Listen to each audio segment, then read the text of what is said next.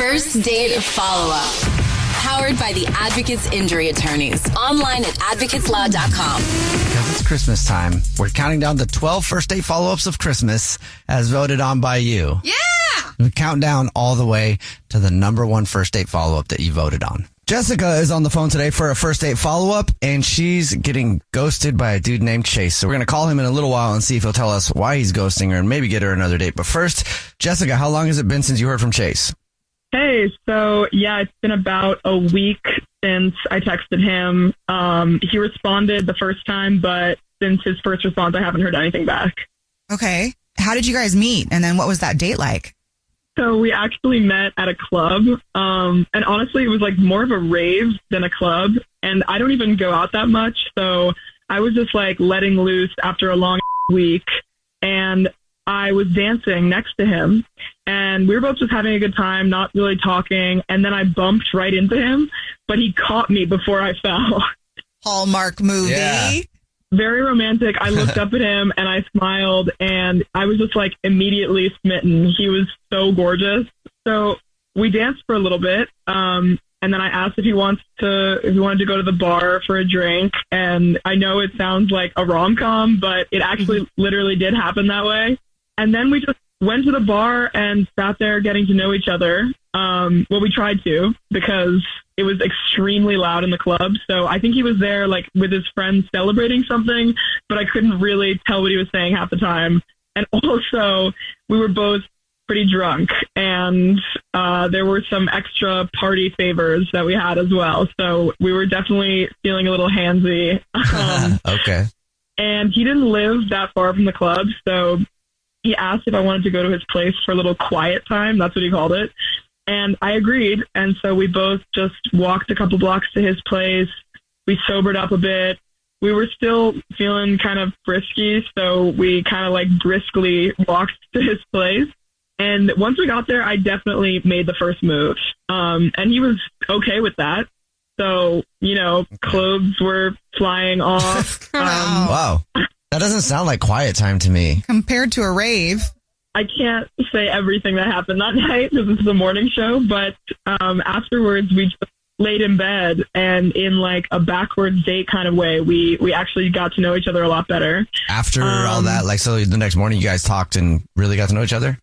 Yeah, we just kind of spent the whole night talking, and we mostly talked about our shared music tastes because we were both hard ravers in our younger days. We didn't really talk about work or relationships or anything boring. We just wanted to have fun with the night. And we laid there until the early hours of the morning, and then I had to get up early the next day, and I just went home playing the whole night in my head over and over again. And I texted him the next day, and he texted me back, and he said he'd talk to me tomorrow. But that was over a week ago, and I texted a couple more times. I tried calling, but it went straight to voicemail. What do you think could have happened?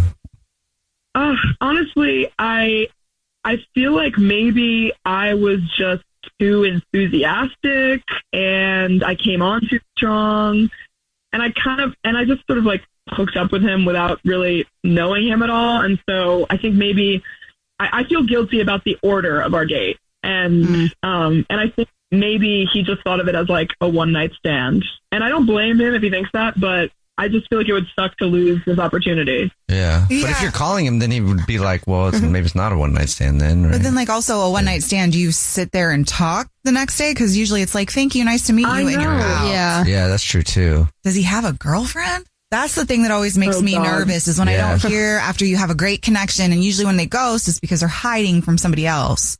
Oh, God. I mean, we didn't talk about past relationships or anything like that, but I didn't even consider that. Did you notice any pictures on his wall or like anything around the house that looked like a girlfriend was there? Did he have throw pillows? It was a bit of a blur. Okay. All right. Well, yeah, we'll see if we can figure it out for you. We're about to call him and see if we can figure out why he's ghosting her. But first, Jessica, why don't you refresh everybody's memory about your date with Chase? Yeah, so I bumped into Chase at the club. We had a very immediate romantic connection. We hung out at the bar for a little bit before going back to his place. We were both pretty drunk. And then I stayed over. we did things, and then we spent the early hours of the morning talking, and then we had a great connection. I left, I texted him, and I haven't heard back from him in a week. Okay. Well, we're going to call him right now and see if he'll tell us, and then maybe get you another date. Are you ready? I'm ready. Okay, here we go.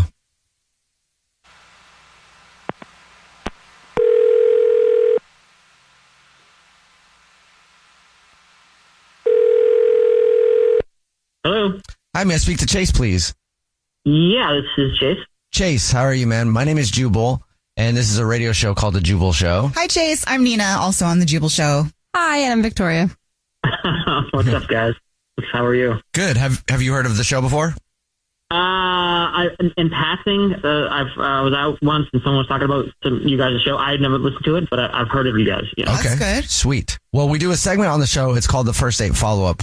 What that is if you go out on a date with somebody and then you end up ghosting them, that person can email us to get you on the phone and ask why you're ghosting them. Okay. All right. And we got an email about you from somebody named Jessica. Wow. Okay. Yeah, I know her. Okay. And Jessica told us a little bit about your date and said that you haven't gotten back to her and she's curious if she did something wrong or why you're ghosting her. This is funny. I'm flattered by this entire thing, to be honest with you. I didn't think she would go to do this on the radio. But, here we are. So I didn't call her back because it just seemed like, she just seemed too much of a party girl for me. Oh, okay. I'm someone who doesn't really go out much. And when we had met, that was really the first time I'd gone out and did anything in about a month or so. And look, Jessica is great. She's gorgeous.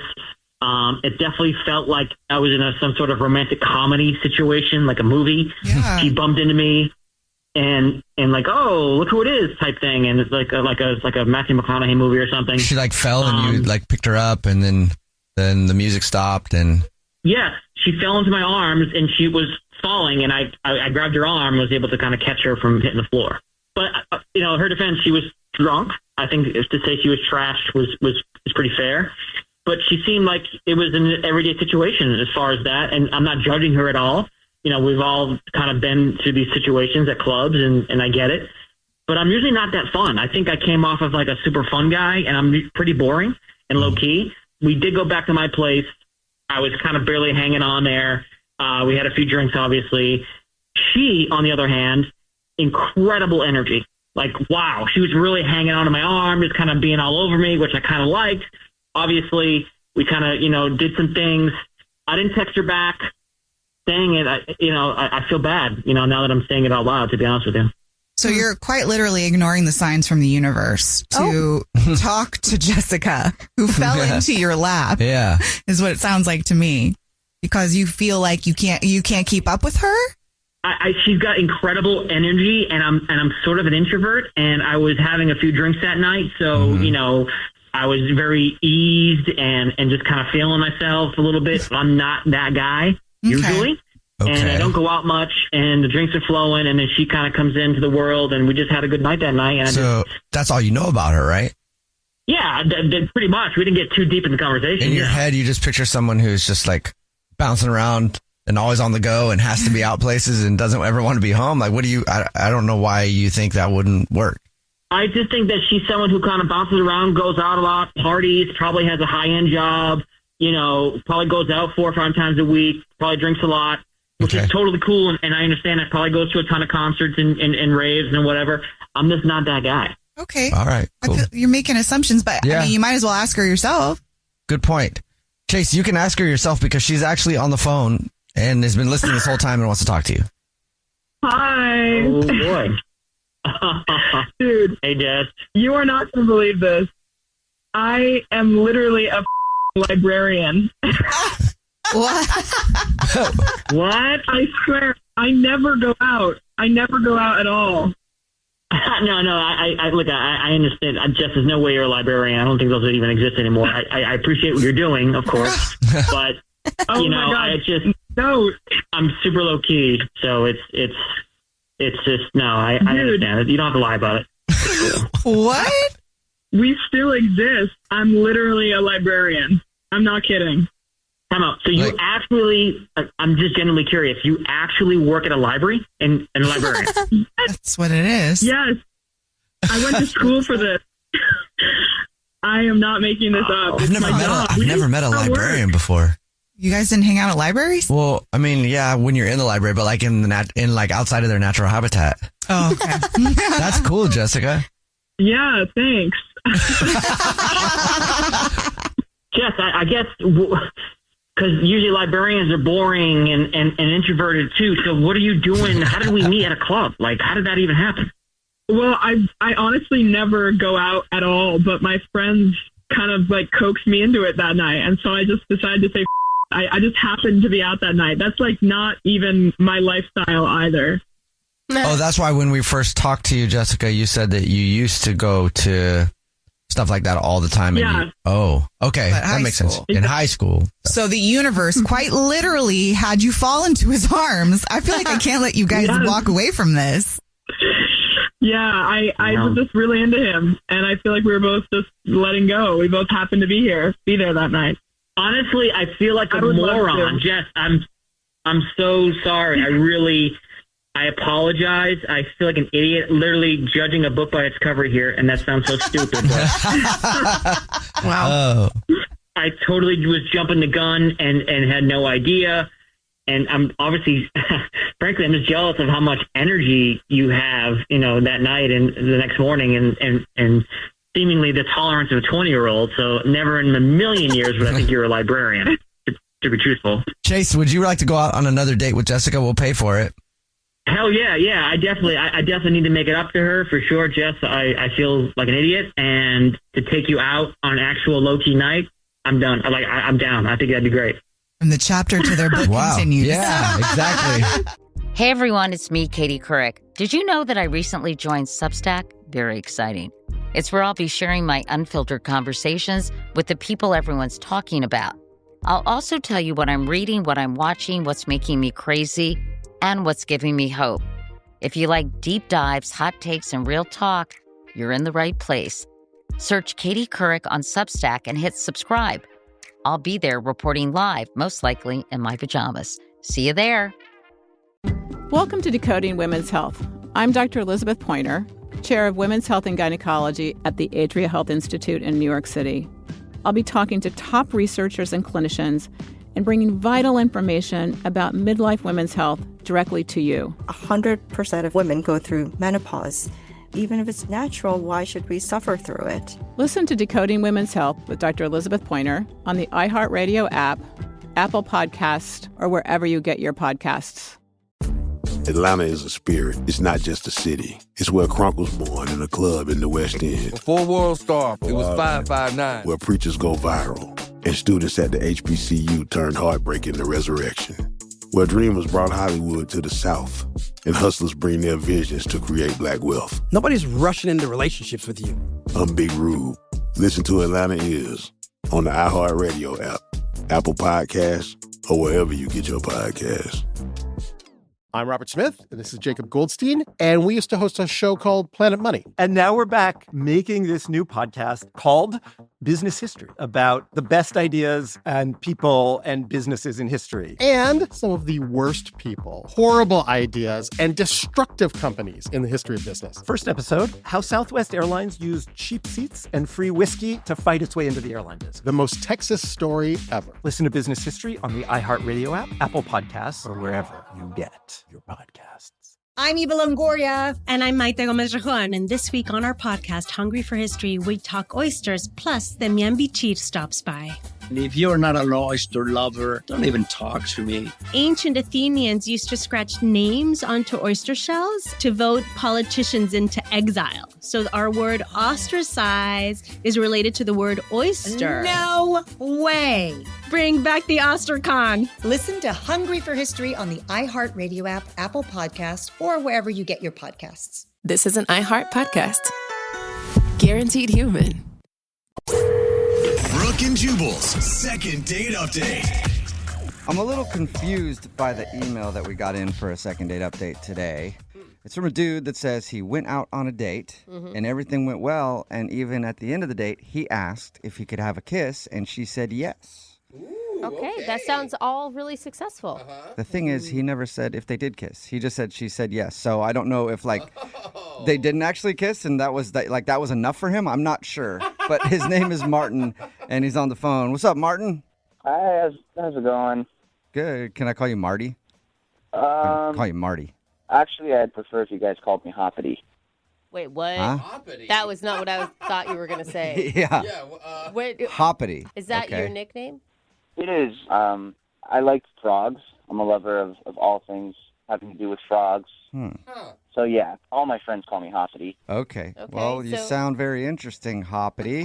Does your I feel like I'd like to go on a date with you to get to know you better and learn more about frogs. Yeah, I mean, frogs are great. So why the obsession with frogs? You know, ever since I was a kid, I've just been fascinated with them. Okay. There's over 600 different species. They're great pets. Okay. Really? Would you like to do a second date update, or would you like to just switch this over to a frog segment? I'm kind of intrigued. All about frogs with Hoppity. We could add that to the program if you want. I mean, I think I'd like to continue with the second date update, but if you guys ever want to talk about frogs... Okay. We'll keep that in mind. So let's talk about your date then, Hoppity. What's her name? Her name was Isabella. Isabella. And is she a human or a frog? Yeah, definitely not a frog. She's a human. Okay. Okay, and how did you meet Isabella? A friend of mine actually introduced us. A friend of a friend, really. We went to school together, and she thought we might hit it off. And it sounds like you did. I mean, from what Jubal said, the date went swimmingly. Oh, I see what you did there. That's a pun, isn't it? That's a frog joke there. Some frogs swim, I hear, yeah. I don't know. Frogs swim, yes. Yes, okay. All right. Well, your email did say that everything went well and you asked for a kiss, but you never clarified if you got a kiss. Oh, I did. I did get a kiss, actually. Okay. And how was it? I mean, what was it like? It was great. You know, I was a little worried that maybe she was a little over the fact that we were just talking about frogs the whole time, but... Wait, that didn't really happen, did it? You didn't talk about frogs the whole time? Actually, we kind of did. Hoppity. Well, I mean, I didn't want to bring up the frog thing too soon because, you know, I was worried that might, you know, put her off a little bit and she might think I was weird or something. But, yeah, I mean, she seemed pretty interested. So, you know, early on in the date, I pulled out my phone and I showed her some photos. Of what? Of my two pet frogs. Oh, good. Oh, sweet. You have two pet frogs. What are their names? Okay. Their names are Lollihops and Webster McRibbit. Okay, that is adorable. I'm sorry. I like lollihops, yeah. All right. But the thing is if you talked about frogs the whole time, that means that you were asking her questions about herself. Well, I mean, I don't know. She seemed pretty interested. I mean, I asked a few things about her, and I think learned a little bit, but she just kind of kept on with the conversation. I mean, she loved my pet. I mean, especially McRibbit. I mean, he's a dwarf frog. All right. A dwarf frog? Hey, Hoppy, you sound like a proud parent of these two frogs, and that's good. But sometimes proud parents don't realize when people actually don't want to hear about it. So do you think that maybe you were just assuming that she wanted to see more pictures of Lollihops and McRibbit? I mean, I hope not. She seemed genuinely interested, and she even let me kiss her at the end of the night. So I think that was a sign that, you know, she wasn't put off by my frog passion. Okay, can I just ask, did you make any reference to the kiss about you being a frog that turns into a prince? I mean, it's funny you asked that. Before I kissed her, I asked her, do you want to let this slimy frog kiss a real-life princess? Oh, yeah. Oh, no. Oh, Hoppity. You did it. Yeah. I did. All right. I feel like it's not the first time you've done that either. I wouldn't tell you if I did. Okay. So why do you think that she's not calling you back then? If she was interested in the frogs and she kissed you and everything, even after that what's the problem? I don't know. I mean, I've been calling her all week. I've left her 3 voicemails. I even left her one message in a frog voice because I think girls love a guy with a sense of humor. But I don't know. Is that your frog voice? Is that it? Yeah, that's my frog voice. Ah, all right. Wow, Hoppity. I thought like it'd it. be like more refined for some reason. Rat sounds like a smoker frog, like a frog that has smoked a few packs of cigarettes. Well, Here's what we're going to do, Hoppity. We'll play a song, and then we'll come back, call her, and get your second date update, okay? Okay, that sounds great. Oh, my gosh.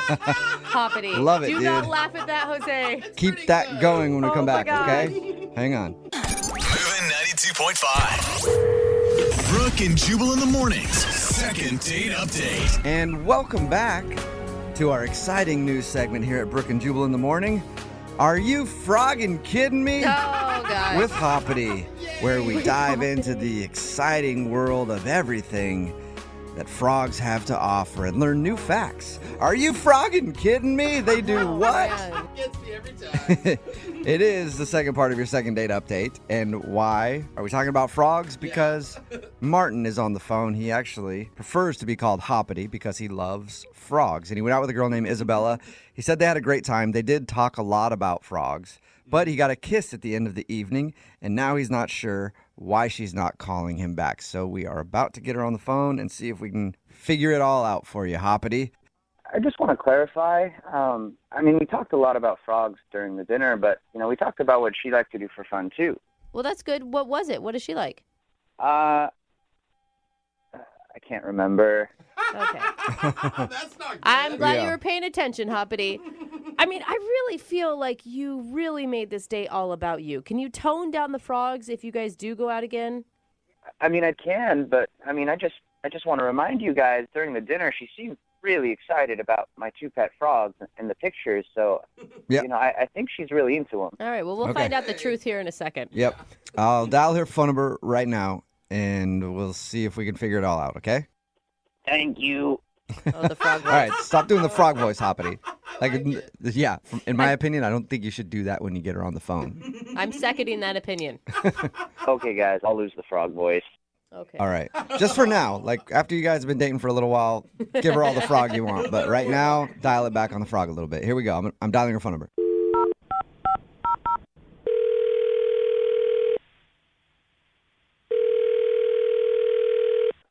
Hello?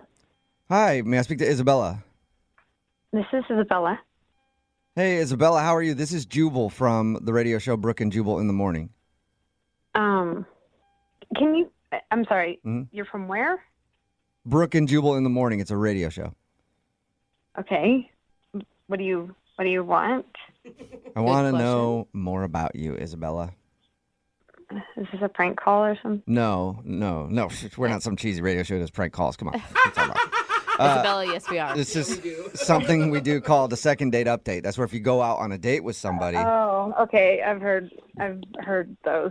Okay, cool. Well, that's what this is. And Hoppity actually emailed us about you. I don't know who Hoppity is. What? You don't know who Hoppity is? No, remember he said he didn't How do you go not by remember? I don't know what you're talking about. You know Martin? I know Martin, but I don't know. Why were you saying Hoppity? Because I thought he told you that he goes by the name Hoppity, but apparently I was wrong. He never told me that. He goes by the name Hoppity? Yeah, it's his nickname apparently, because it shouldn't be a surprise to you that the dude likes frogs. Oh God, yeah, that's definitely not a surprise. Okay. He told us that you were really excited about his frog passion. When you're going out on dates, you kind of hear the same old thing. So it was something that was different. It was fun. He had really cute names for his frogs. Agreed. He had one that was named Lollyhops, which is hilarious, and I forget the other one, but it was funny, and I actually kind of liked him in a certain way. He was kind of refreshing, Okay, well, if it was positive. refreshing, and he also told us that you guys kissed after the date, why aren't you getting back to him? Well, after our date, I looked him up on Facebook, and I noticed that he put for work that he's a stay-at-home frog dad. Oh no! So I'm really at the point where I'm really seriously wanting to find someone and settle down, and it just didn't seem like he was focused. And it's okay to have a hobby, but I would like him to have a job. All right. Wait, so does he have a job? Do you know? He only talked about frogs. So you don't think it was a joke? You think that he's unemployed? I'm pretty sure he doesn't work, and by the look of his pictures, it was literally just different frogs. So maybe the frogs are his pictures friend. on his Facebook page you're talking about. Yeah, pictures of him with his frogs, like doing things. Like doing what things? There was one of them like cooking with them. There was one of him like playing his, I don't know, like games with them. I don't know. It just seems like those are his friends. Just to be clear, the reason that you're not calling him back, is it the frogs or is it the fact that you think he doesn't have a job? Like, which one is most important to you? Just so we can tell him. I mean, I think it's the job. I feel like it's all of it. If I was you, it'd be like the whole package of that. Well, I think he's quirky, and, that's not a bad thing. It's refreshing, but I just want him to have more balance in his life, more, just a job, friends, and frogs. You know what I've always wondered, Isabella, and I've never heard the answer to this. What? Because they do studies to find out how much housewives would make if they were getting paid. How much money should he be getting paid as a stay-at-home frog dad? That's not a thing. And I think we can get the answer because Martin is on the phone listening to this conversation and wants to talk to you. He's on the phone right now? Uh-huh, yeah. Oh, my God. Martin? Yeah. Hi, Isabella. Martin. Hi, Martin. Oh, this is awkward. Yeah. You looked me up online? Yeah. What is a stay-at-home frog dad? I mean, I just have a passion for frogs. I thought stay-at-home frog dad was just kind of funny. That's why I said it. It is kind of funny. Yeah, I don't really know how much you heard, but I mean, when I saw that was kind of the thing that I just thought, I had fun on our date, and the kiss was nice, but I'm looking for something more serious, and I don't know that I can build a future with somebody who's a stay-at-home frog dad. Oh, but come on. I mean... So I just want to be clear. Is the reason you didn't pick up my calls or respond to any of my messages because you didn't think I have a job? I mean, is that not true? I mean, do you have a job? No. You don't? Okay. Wait, hold on. I know, I thought you were going to be like, oh, yeah, I am a lawyer. Are you like in between jobs or something, Martin? Are you looking? No, not at all. I'm not looking for any work right now. How are you eating? You're not killing your frogs and eating them, are you? No, and that's not a really funny joke. I'm sorry. Okay. Sorry, sorry, Hoppity. No, but Martin, really, what's your plan, man? Well, here's the thing. A couple years ago, I made this app, and I sold it, and I made a whole bunch of money. And yeah, I don't have to work. That's why I don't have a job. I don't have to work for a while. Oh, so you're just taking time off to hang with your frogs? Yeah, I mean, like I told you, it's my passion. So now I actually have time to do it and take care of them. Okay. So wait, is that a change? I think you just changed your tone there, Isabella. Well, I mean, Martin, I wish you would have, brought it up on the date. I had no idea that you even build apps. I didn't really learn anything except about your frogs. But I mean, had I known this, it would have, I don't know, I would have taken you more seriously, I guess.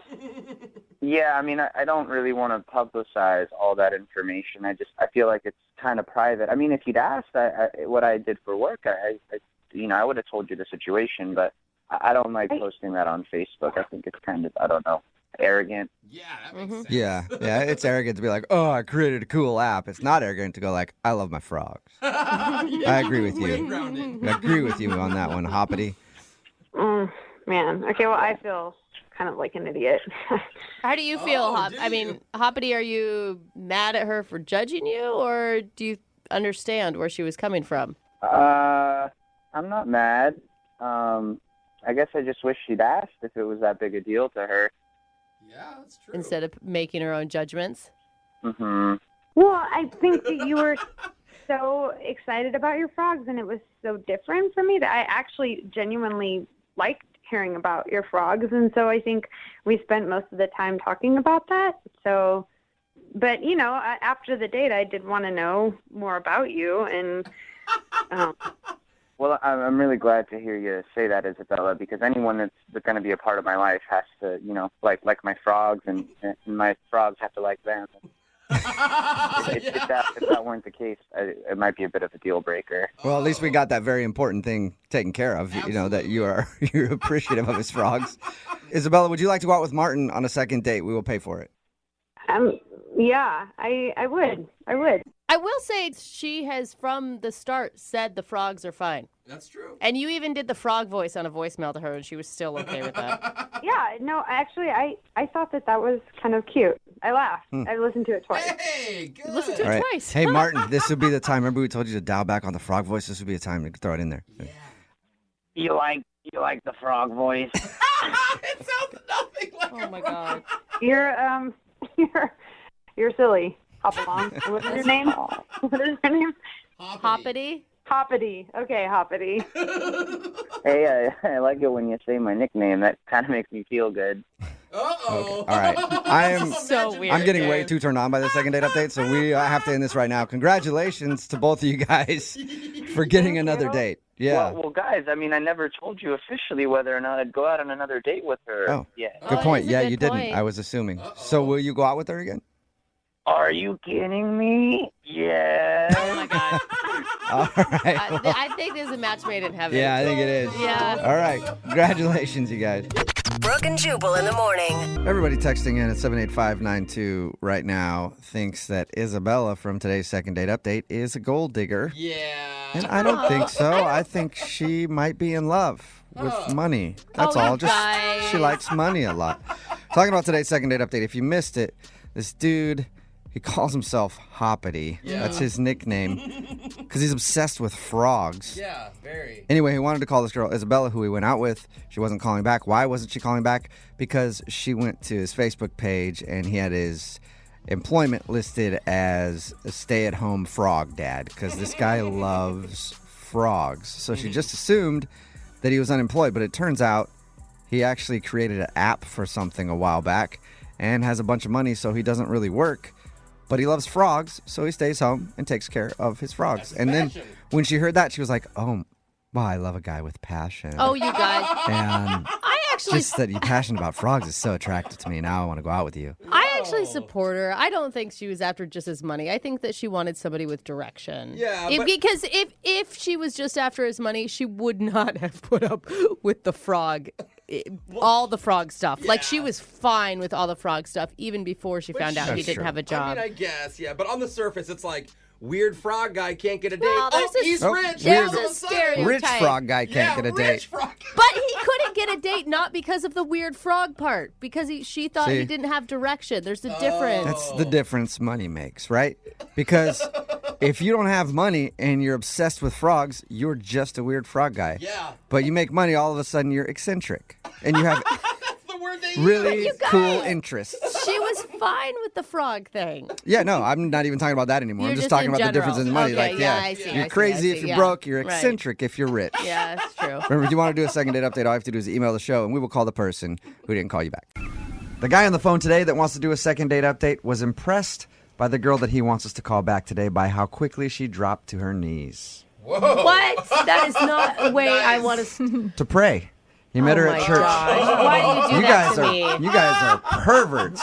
He met her at church. That's all I was trying to get at. Sure, yeah. Sean is his name, and he wants to call a girl named Lisa today. I guess he met her in church. Sean, how you doing? Hey, I'm doing good. I'm doing good. So that's what impressed you about Lisa, huh? Her praying abilities? Yeah. She maybe not in that way, but, church. It's a good place to meet people. Yeah. So you met her at church. How did you approach her at church? Or did you, wink at her during the service, throw a Bible at the back of her head? What'd you do? Well, I've been going there for a while, and she started going. And she always sits in the same pew on the right-hand side, probably about 6 back, so...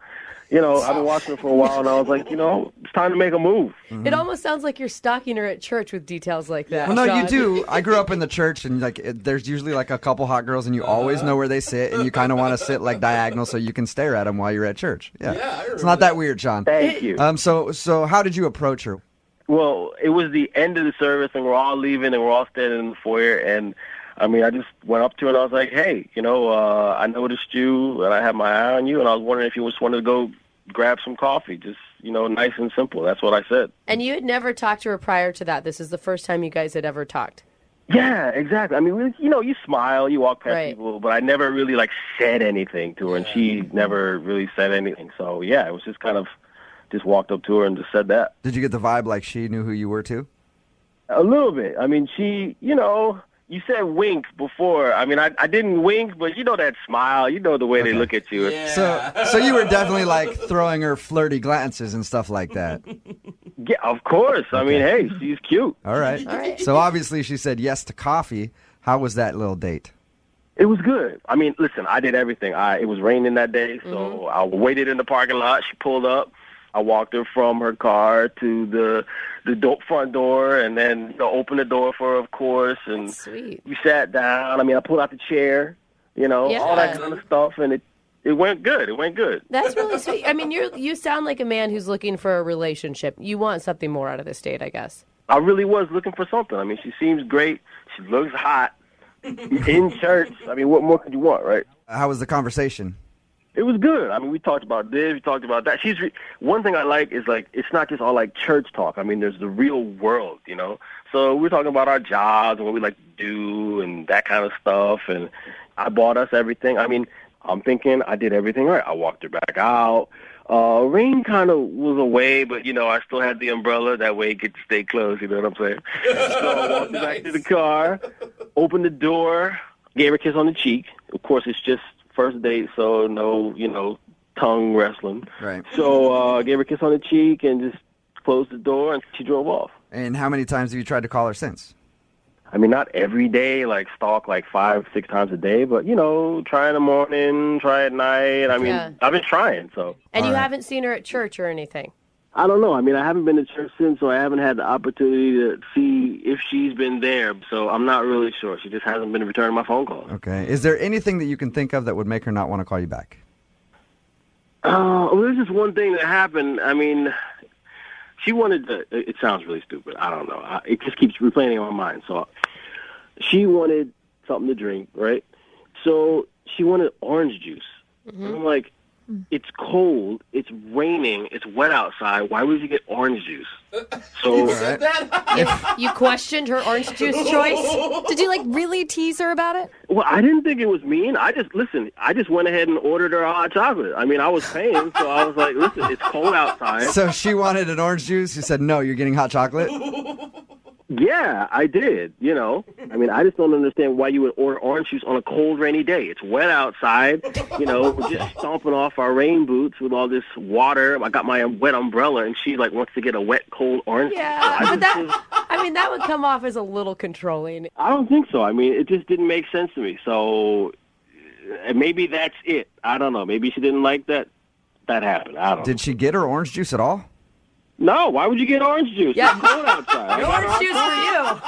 And this was at the beginning of your date? Yes. Okay. Right at the counter. So, but all the conversation after that and everything else was fine? It was cool. She was laughing. I was laughing. We had a great time. But, I mean, the vibe was just a little weird standing there because, there were people behind us waiting, and we're back and forth about the OJ and the hot chocolate, and I'm just Can I ask, did she drink the hot chocolate? Because I think that will be the telling sign. She drank it. Okay. Well, maybe she wasn't upset by it. Well, the fact that it happened at the beginning of your date and then you had a decent conversation after would make me think that that's not the issue. Yeah. Look, it's not a perfect date. I can't say that it was a perfect date, but it definitely deserves a second date. I mean, I've had much worse happen than this, tripping, falling, people not showing up. I mean, I think I deserve a second date. Cool. Well, we're going to play a song, come back, call her, and get your second date update, all right?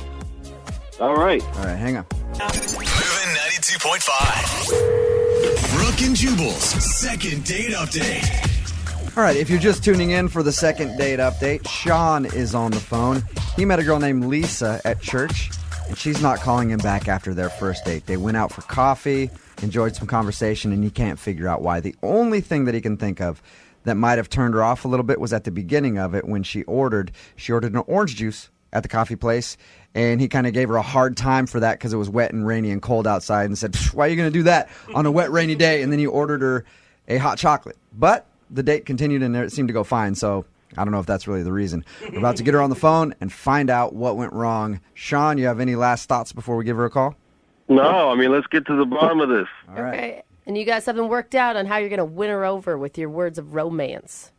Well, we'll see what she says first before I decide what to say to her. You know? Oh, okay. Smart. It could be something terrible. You're like, I don't ever want to talk to her again. Who cares?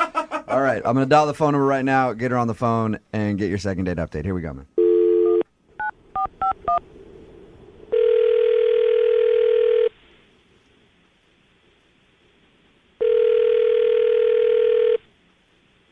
Hello, Hi, can I speak to Lisa, please? this is Lisa. Hey, Lisa, how you doing? This is Jubal from Brooke and Jubal in the Morning. Who? Jubal from Brooke and Jubal in the Morning, the radio show. Okay, Have you ever listened? maybe once. Okay, cool. Well, it's nice to meet you, Lisa. The reason I'm calling you today is because we recently got an email about you from one of our listeners. You did? Mm-hmm. That's weird. You actually went out on a date with one of our listeners. His name is Sean, and you met him at church. Oh. That's not a good You remember response. meeting Sean. You remember going out with Sean, obviously. Yeah, so he contacted the radio? Yeah, it's a thing we do called the second date update. It's where if somebody goes on a date and gets blown off, they email us so we can get the person on the phone and ask why. Wow. Sean told us about your date, and he also says that you haven't been returning any of his phone calls. Do you mind talking to us for a second and telling us why you're not calling him back? I didn't like him. Well, that's Point pretty blank. simple. Okay. All right. That's cool. Hey, that's a good reason for not calling somebody back. Is there a specific reason that you didn't like him? Because when you talked about your date, he said you guys seemed to have a good conversation and enjoy each other's company. I mean, he was doing all right on the date. I mean, I have to give him credit. Like, it was raining, and he came to my car with his umbrella, and he walked us into the restaurant. Yeah. So, I compliment him. I told him, it's really refreshing to meet a guy who does all these things. I mean, you've been really polite and, going out of your way to be a gentleman. And then he's like, well, thank you. I feel as a man, it's my job to take care of my woman. And, the type of girl that I'm looking for, she just knows how to be subservient. He said the word subservient. He actually said subservient to you. I would have lost it. Exactly. Wow. And it was just over from there. He pretty much wants a woman who wants to be barefoot and pregnant all the time. And he said that he didn't want his wife to work. He basically wanted her to stay home and raise the children and cook all of his meals. Oh, my God. I would have left right there. I can't believe you stayed through the date. I mean, I was trying to hear him out. I thought, maybe I could reason with him, but he's just narrow-minded. And it was like trying to talk to a caveman. He's worse than my mom. That's why I haven't called him back, Yeah, I don't blame you. I just think that that's so weird that you would continue to be that nice. Not that you'd have to be rude, but... I really just didn't want to make a scene. It was just a coffee date, so I thought, just hold my tongue, and in 45 minutes this will be over, and I will never see this ass ever again. Okay. Well, Lisa, what if I told you you'd at least have to talk to him one more time? What do you mean? I mean that he's actually on the other line listening. He heard what I said? Yes, he did. Yes, I've been on the phone the whole time. Hey, Lisa. Oh, God. What? Okay, so tell me. You heard didn't what I have fun? You didn't like heard it? right? You didn't have a good time? Did you hear what I had to say, Sean? Sweetie, listen. I heard it, but I know what you meant, okay? You're trying to talk to me after what I said about you? There's nothing wrong with a man taking care of a woman and taking care of her needs. That's what I'm talking about. I'm not talking about, Listen, that is not taking care of a woman and her needs. That is being controlling and condescending. And since you don't understand that, we don't need to see each other. We don't ever need to But here's the thing. Ever What's again. wrong with me knowing what you need? I know what you need. I know what you want, so I'll give it to you. Oh, my God. Are you serious? It's cold outside. Hot chocolate. That's what your body needs. I'm an old school guy, all right? Even if you don't know what you need, I know what you need because I'm tuned in. I'm paying attention. Crazy. You're not the issue here is you're not playing your role. You don't know your place. Oh! Your place is to be a woman, and my place is to be a man. A man has a place too. It goes both ways. Sean, I know what I want. I know what I need. And you cannot control everyone. You cannot control every situation. You don't even know me. You met me one time. One time, Sean. Wow. You cannot know what someone wants or needs in one time. Honey, just calm down. I'm not and I don't need to calm down. This is what I'm saying. Just take a breath. So you're telling me you don't like a gentleman? You don't like somebody opening the door for you or walking in the rain? I mean, you don't like somebody doing a man's job. I don't like you. I don't like you. I don't like what you're about. I don't like your ideas. I don't like your views. I don't like your opinions. I don't like you, Sean. I don't think any woman listening right now likes you, Sean. No. There's a lot of girls out there that want to be taken care of. Okay? Well, you go find that girl. You go find that crazy ass. This is not me. All right, well. Hey, listen, I don't have to listen to some feminist Nazi on the radio. Oh, wow. You are the one who reached out to me. Trust me, I would not have picked up the phone if it had been your number. I'm going to ask the question anyway. Oh, my God. I feel like I know the answer, but I could be wrong. I'm wrong a lot. Yeah. Lisa, would you like to go out with Sean on a second date? Okay.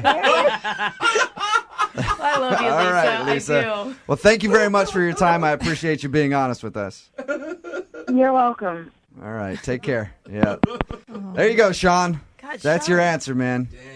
Well, looks like somebody lost out, and I'm just going to go find another one. Listen, a lot of people want a real gentleman. That's not a gentleman. A gentleman believes in things like gender equality and respect for women. I don't know. You guys are such a-holes. Brooke and Jubal in the morning. Help. Brooke and Jubal's second date update.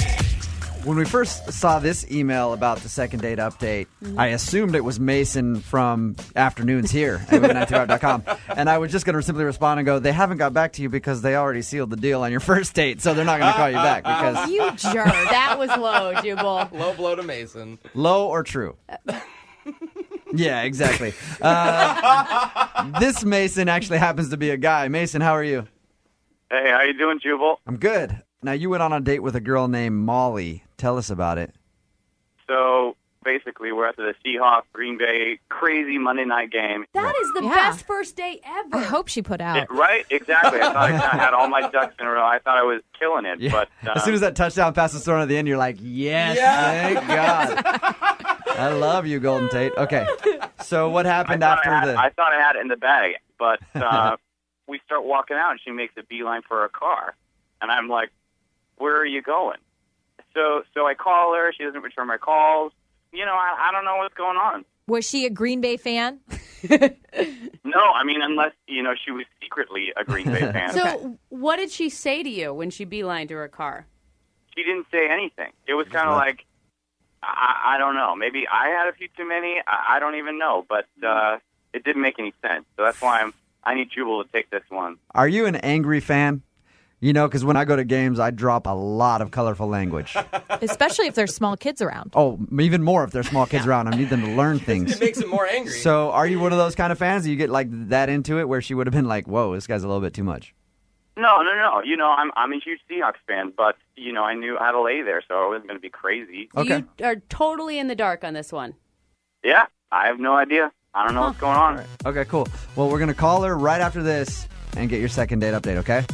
Awesome. Thanks, man. 92.5. Brooke and Jubal in the mornings. Second date update. I still think that Mason took Molly out on probably one of the best first dates ever. Yeah. By going to that Seahawks versus Green Bay game. Mason, you ready to call her and find out why at the end of the game she just split for her car and wouldn't even tell you why? Yeah, I'm really ready. So, the only regret I have is, I guess, not making out with her at the game. Yeah, as soon as that touchdown pass was thrown, you should have just kissed her right then. All right, I'm going to call her right now.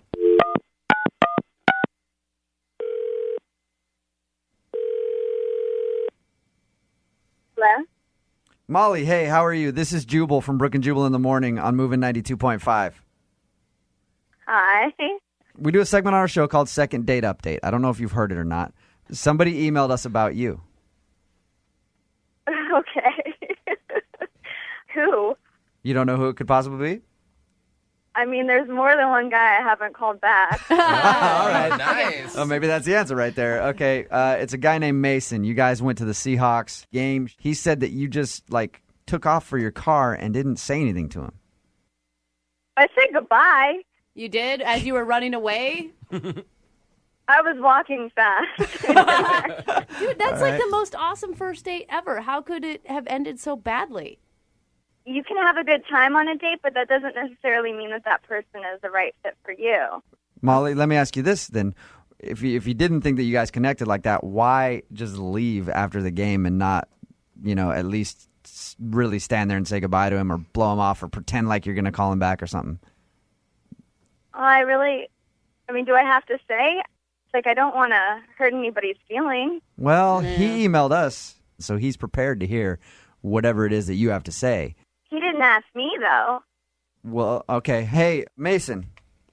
Yeah, hey. Oh, wow. Molly, Mason's on the phone. She's saying that you didn't ask her why, and she doesn't want to tell us. So why don't you go ahead and ask her?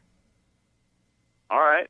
Why didn't you return my calls? I thought we had a great date. Are you sure you want to hear publicly what I think? Yeah, I got nothing to hide. It's not that I don't find you attractive. I thought you were an attractive guy, but it's just I don't think you hold your liquor very well. When you were drinking, your personality changes.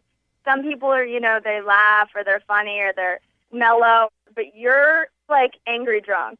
Oh, all right. I mean, you were cursing a lot. You were cursing at people around us, which, oh, man. I don't know if you remember this, but when we were leaving, you, went nuts on a kid. You were a little 6-year-old. I mean, he Molly. was so small. Mason's a big guy. And he was like, hey, Packers, you suck this. On a kid? So, Mason, do you remember yelling at a little kid?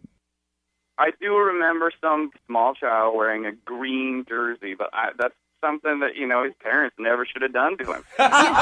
It does give you hope that Jubal can find girls to date, but that's awful, dude. We were just playing. That wasn't serious. Do you get angry drunk often? Have you been in bar fights? No. I mean, that means yes. Yeah, that means yes. You're right, Molly. Well, when you're at a sporting event, I get wrapped up in it. I yell at kids too, so I kind of support. But Molly shouldn't be dating a person like you. Well, is the point. you don't know, Mom. Okay, that's fine. A little judgy, but okay. Yeah, a little bit. Molly, did it creep you out so much or ruin the date so much that you don't want to go out on a second date with him? Because we will pay for you guys to go on a second date if you're interested. I think that Mason would still like to. I'm all about it, and I promise I will keep my drinking to 2 beers. Okay. Molly, would you be interested in going out on a second date with him? I mean, I'm sorry. I just don't think we are a fit. How about this? Okay, so you're saying no now, but what if for the second date, me and Mason hang out a little, get a little tuned up, and then I send you guys to the Rainforest Cafe so we can just yell at every kid in there? Brooke and Jubal in the morning. Brooke and Jubal's second date update. I don't really know what today's second date update is all about. All I know is that we got an email from a dude named Vic, and it simply said, "Please help. I was the third wheel, and now I want to be the second wheel." So let's try to figure it out. And Vic, if you want to be the second wheel, is it possible that I could be the spare tire in the trunk? What? Is that the fourth wheel or is that back to third wheel? I think it's the fifth wheel. I don't know exactly what it is. If it's something in Urban Dictionary and I misspoke right there, please don't. I don't want to know what it is. The tire in the trunk, huh? An innocent joke there, Vic. Yeah, what does your email mean? It was confusing. All it said was, you want to be the second wheel. We're not talking cars, are we? Because that's not what the segment is about. We're definitely not talking cars, no. So I sort of went on a date with someone, but it wasn't really my date. Wait, hold on. Sort of turned into my date, almost. I think. I'm not sure. Slow up, okay? Okay. First, whose date did you accidentally go on? It was a coworker of mine. It's really weird how it happened. My coworker, it was his birthday a couple days ago. And, I asked him what he was doing, and he said he was just going to go grab a drink at a bar with his friend. And I sort of felt bad for the guy. It's his birthday. I wanted to make him feel special. So, so I found out which bar he was going to, and I planned to surprise him at the bar with funfetti and silly string. I choreographed a small dance for him. Dude, you are an awesome coworker. Wow. Yeah. So you have a crush on him. Yeah. Yeah, I think that's what this is actually about. He's the one I want to date. Wait, are you joking or not? I can't tell. I'm joking. Okay. I would have been That's totally a lot for to, that. Yeah, that's though. a lot to do for a coworker, though. Yeah, well, yeah. I felt bad for him because I feel like he never does anything for his birthday. So I was like, all right, this year I'm going to be really silly and goofy and make him really happy, and it's going to be great. So I get to the bar and I have all this silly string and I'm dressed up as a clown and everything. And I realize that he's at the bar with another girl, and it turns out he's on a blind date with this girl. And then the look in his eyes he gave me, I realized that this girl was a romantic interest or something. And then she went to the bathroom and he explained it all to me. He's like, get out of here now. Leave. What did he say when you guys went to the bathroom? He explained to me that he had met this girl online, but she didn't know that it was his birthday. Yeah, because that's a lot of pressure on a first date. You don't tell people that it's your birthday if you're going out on a first date. But the problem was when I came in, I screamed happy birthday, surprise, happy birthday. So she then realized that it was his birthday. Oh, okay. See, if I was that dude, I would have just instantly grabbed my phone and called the police and had you arrested. Been like, there's some crazy person stalking me. I have no idea what he's talking about. But apparently he's a better friend to you than I would be. So I felt really bad because I think I made it pretty awkward for them. And I ended up staying. So this explains the email that I sent you. I stayed at the bar with them on their first date. Okay. So you felt bad, but you didn't feel bad enough to leave, and now you want to, I'm guessing, call her and ask her on a date? Yeah. You went from an awesome friend dressed in a clown suit spraying confetti to a leech, man. That's not cool. Well, first of all, he wanted me to stay because he felt awkward about the whole situation and needed sort of a wingman after that happened. So he made me sit down when she came back. And so I wasn't I offered to leave. Obviously, I wasn't just going to leech the whole situation there. Yeah, but what do you say in that situation? You have to invite the person to stay that randomly shows up. If it were me, I would have told him to f*** off. But I think he felt really uncomfortable. So tell us about her. Yeah. Oh, she was amazing. She was really cool. She was just really funny and definitely got my sense of humor. And we definitely hit it off right away. I felt kind of bad. Before I knew it, we had a couple of drinks, and then me and her were laughing a bunch and talking, and he was sort of over to the side, and she was sort of touching my arm in a kind of flirtatious way, and I felt like maybe it turned into our date. Really? Wow. And did it seem like that bothered him? To be honest, I was not taking too much notice of him. Okay. Do you not feel guilty about this at all? You showed up to your friend's birthday on his date and stole his date. Yeah, I mean, I don't feel good about it, but also I can't help where things go. And if I hit it off with someone, then that's it's meant to be, Do you know if the two of them have continued to talk? I do not. Okay. I haven't talked to him about it because I'm just anxious about the situation. I can't stop thinking about her, and if I find out that they have been seeing each other, it's just going to I don't know, I don't want it to escalate to anything. So you got her number that night? I did get her number. We were taking a bunch of pictures, and we were taking them on my phone, and she wanted them sent to her. So I got her number that night. It's the old, hey, no, we can take the pictures with my phone, and I'll text them to you. Mm-hmm. Trick. Yeah, exactly. Okay, so exactly. you have her number, and have you guys actually talked outside of that night? No, we haven't talked since then. I mean, I would certainly like to. Wait, did you try to call her or text her or anything? No, I haven't done anything. I'm a little scared to because I don't know, what if I text her and she's with my coworker and, I just don't know what the situation is. Well, then you ask where they're at and show up again. Yep. Pretty simple. All right, well, we'll play a song. Come back, and then we'll call her and see if we can steal his new girlfriend Wow. for you. Well, yeah, but can you not put it that way? All right. My bad, Vic. All right, we'll do it next. Moving 92.5. Brooke and Jubal in the mornings. Second date update. The great Tupac Shakespeare once said, Oh, him. all is fair in love and war. No. So if I'm out on a date with a lady and the waiter comes up and starts hitting on her, is it okay for her to go home with the waiter? Yes, it is. Okay. Well, Is it okay for me to come along and film?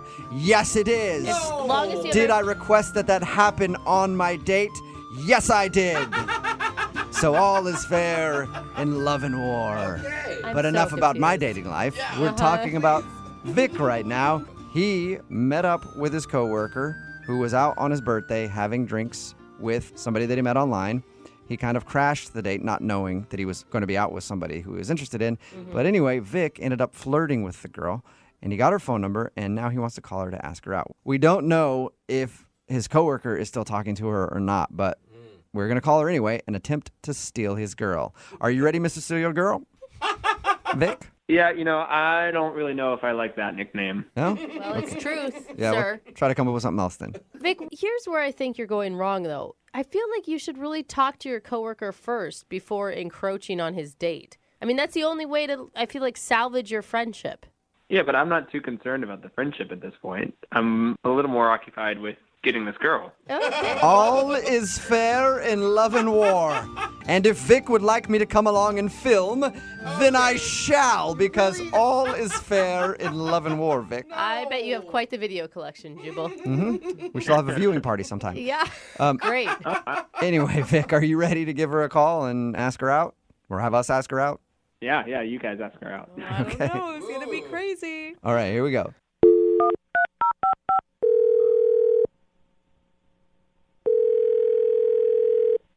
Hello? Hi, is this Susan? Yeah, who's this? Hey, Susan, how are you? This is Jubal from Brooke and Jubal in the morning.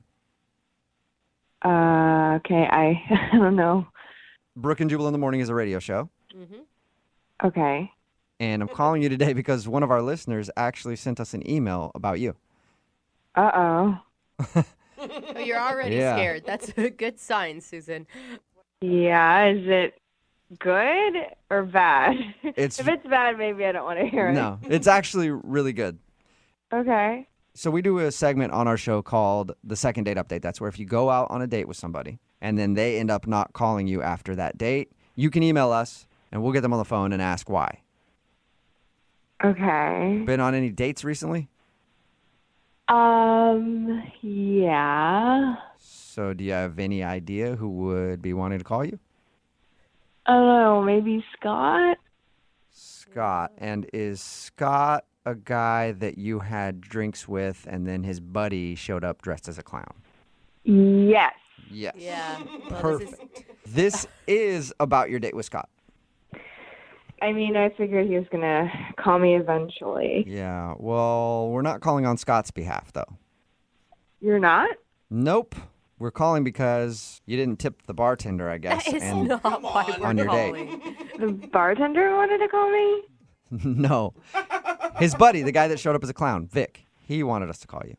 Wait, Vic? He asked about me? Yeah.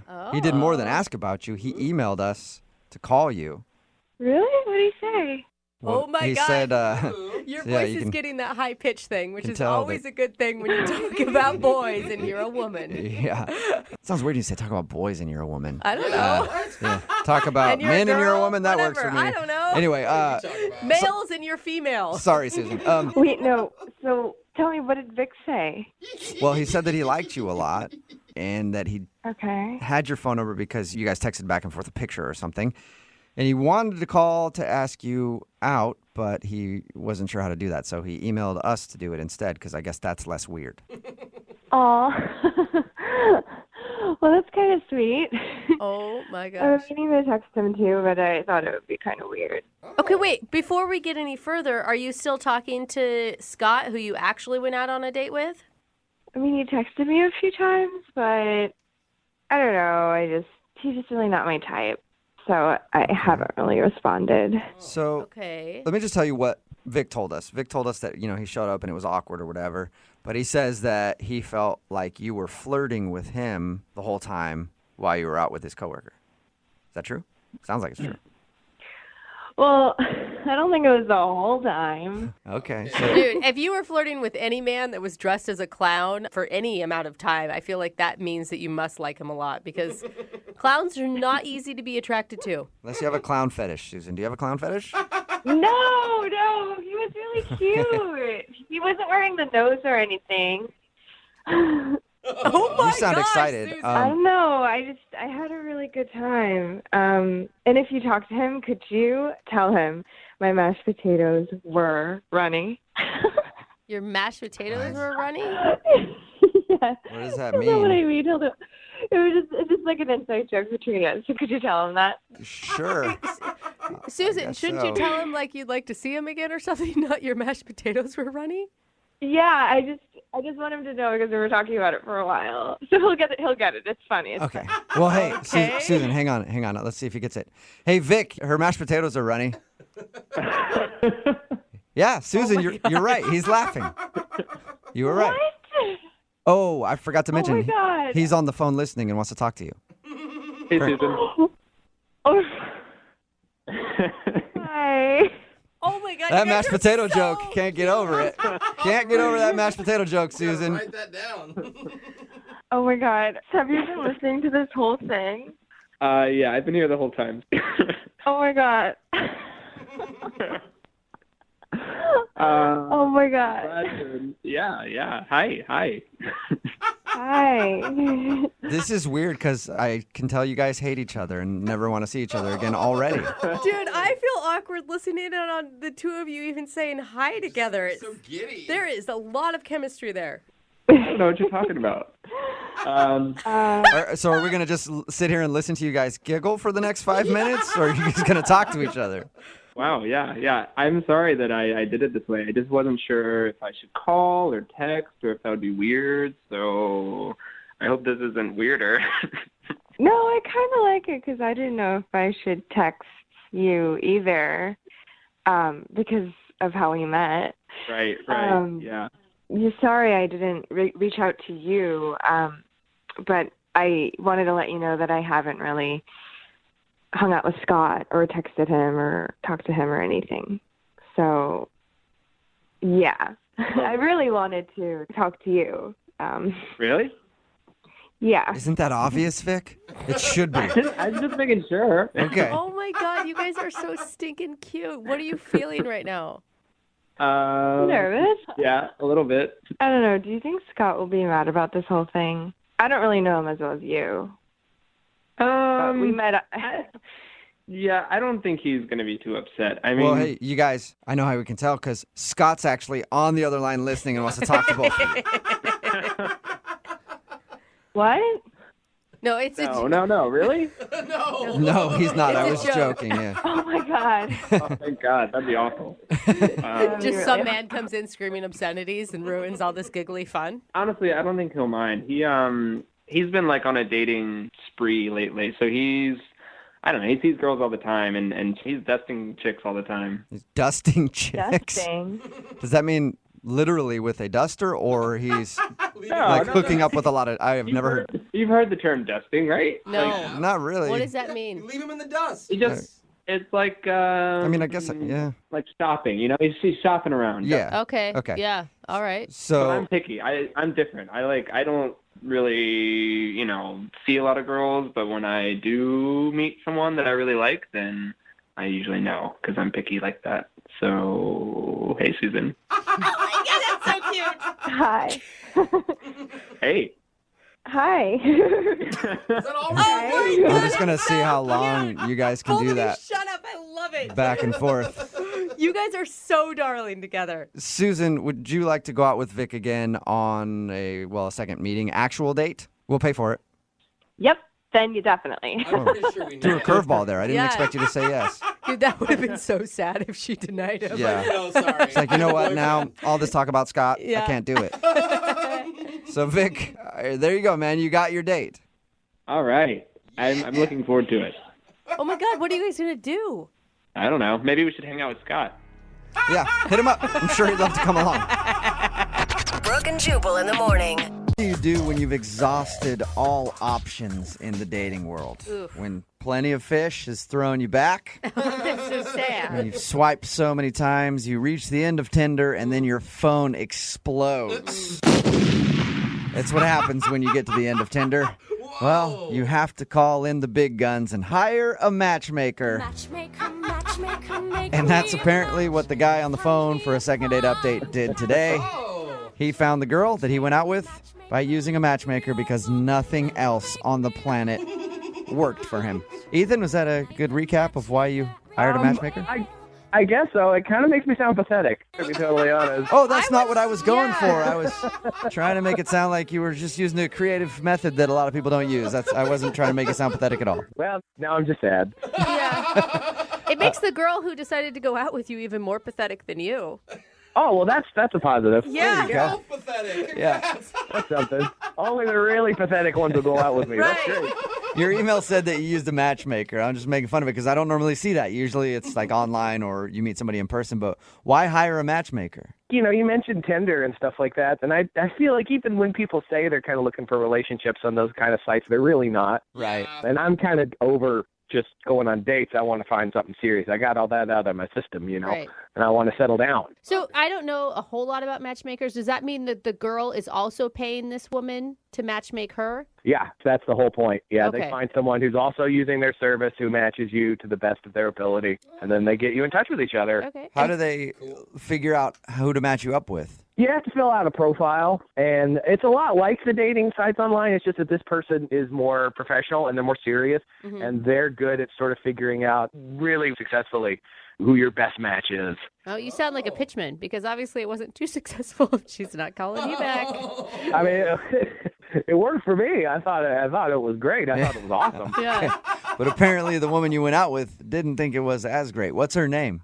Her name's Alyssa. Alyssa. What'd you guys do on your date? We went out for lunch. Oh, that's very low key. Yeah. That's the way this matchmaker runs it. They want to make sure the first date is really easy and low key. Okay. Oh. And what was it like? When I first met her, she was so pretty, I was nervous. Oh, cute. But the matchmaker suggested this thing to kind of break the ice. It's a game called First Photo. First photo. And what is that? Like you show a photo when you're a kid or something? No, it's like you each just pull up the first photo on your phone and show it to the other person. Okay, well, I'm glad that they That's- tell you that beforehand so Yeah. you can prepare. That could be really bad. Oh, yeah. I had to delete a couple before the date. I'm just kidding. So what was your first photo then? Mine was just my nephew because I'd just seen him. And he's a good kid. And hers was her and her mom. Okay. All right. All right. First off, I was like, oh, great. She loves family, too. Secondly, her mom was really hot. Yeah. Uh-oh. It's always a And- good sign. Nice. You end up marrying the mom. If that's what she's going to age into, we're going to be okay. And did you tell her that? Did you tell her how hot her mom was over and over? No. So what were the awkward moments on the date? Well, okay, here's the thing. So we're eating. Everything's going really well. And then I noticed there's like a hair on her face. And I'm like, A, I don't want it to fall into her food. And B, this might be a good excuse to touch her. You know? Weird. So, That's a weird way like to do it. rub her cheek? Yeah, like, hey, you got something on your cheek. I don't want it to fall on your food. Here. And I go to wipe it off. Are you hoping you like go to grab the hair and then you touch her cheek and time stops and then you guys make out? Is that what you hope for? I mean, I wasn't going to say that was going to happen, but if it did, Yeah. that would be fine. Okay, so the romantic hair on her face. What happened? Right. Well, it wasn't just on her face. It was in her face. Okay. It was a real hair. It was Oh a hair my coming God. out of her face. Oh, man, you plucked a hair on her face? I pulled it right out. How big was his hair? Oh my God. It was big enough for me to see it across the table. Okay, wait. Hold on. Piece of hair out of her Where head? was the hair? Was it like chin area or mustache It area? was like on the side of her chin, kind of. Oh God. Oh, wow. Was she embarrassed? I mean, I think we were both a little embarrassed. Oh my God, I'm What did she Yeah. say? She didn't say anything. She just kind of stared at me, and I kind of wiped my hand on the napkin, and there was just like, so anyway. And you just plugged through, huh? Oh man. Yeah. I All mean, right. I didn't know what else to do. Yeah. So I mean, you were able to recover. Yes, we went somewhere else for dessert. The rest of the day went really well. and I hugged her goodbye, and it was a really nice hug. It was one of those, kind of lingered for a few seconds. Okay. Now, was it you lingering or her? Like, I think it was both of us. Okay. You didn't feel her like pushing you away, and you're still holding on. Yeah, no, nothing like that. All right. And how long has it been since you heard from her? It's like 4 or 5 days. 4 or 5 days. And have you tried to get a hold of her? I've called, I've texted, and I have not heard anything. I have not brought up the hair. And, Good. Probably a good idea. I thought things were going great. She seemed to really have a good time, so I honestly don't know why she wouldn't respond to me. Okay. Well, we'll play a song, come back, call her, and get your second date update, all right? I really appreciate it, guys. Yep, no problem. Hang on. Moving 92.5. Brooke and Jubal in the mornings. Second date update. If you're just tuning in for today's second date update, Ethan is on the phone, and he's not getting a call back from a girl named Alyssa. And I'm actually really surprised about it because he took her out on a beautiful spa day. For their first date, they went out to lunch, and then he plucked her hair from her face. A lot of people, Ethan, pay good money for that. You should have maybe even grabbed some cucumbers at the restaurant and threw them on her eyes and just act like, hey, spa day, out of the blue. Well, if we can get a hold of her, maybe I'll tell her that. All right. I did it for free. Yeah, if you missed the first part. Ethan thinks he's not getting a call back because while they were eating lunch, he reached over to remove what he thought was a stray hair from her chin. Oh, God, huge and mistake. the hair was attached, and he ended up plucking a hair from her face. And it was awkward for a while, but he does say the date ended with a nice hug, and it's been about 4 or 5 days since she hasn't been responding to him. So we're going to call and find out why in just a second. In retrospect, Ethan, do you wish you would have apologized or made a statement about the hair? I don't know, maybe. Maybe that's what I did wrong. Maybe I'm not bringing it up and trying to be polite. I actually made it worse. I don't know. Right. Yeah, maybe she's just embarrassed, or maybe she's just mad that you took her hair and never gave it back. You owe me Yeah. a hair. Big jerk. All right. Well, I'm going to dial her phone number right now and see if we can figure out why she's not getting back to you, okay? Okay, great. All right, man. Here we go.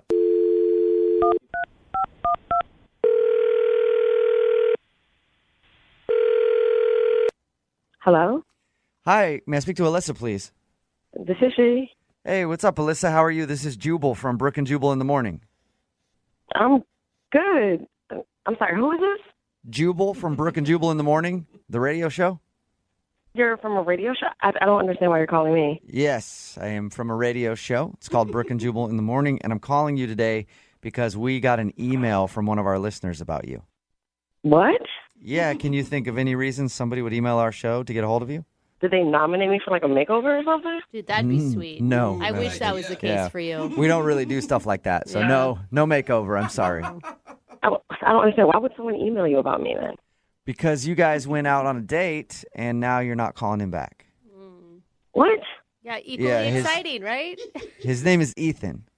Oh, my God. Do you remember going out on a date with Ethan?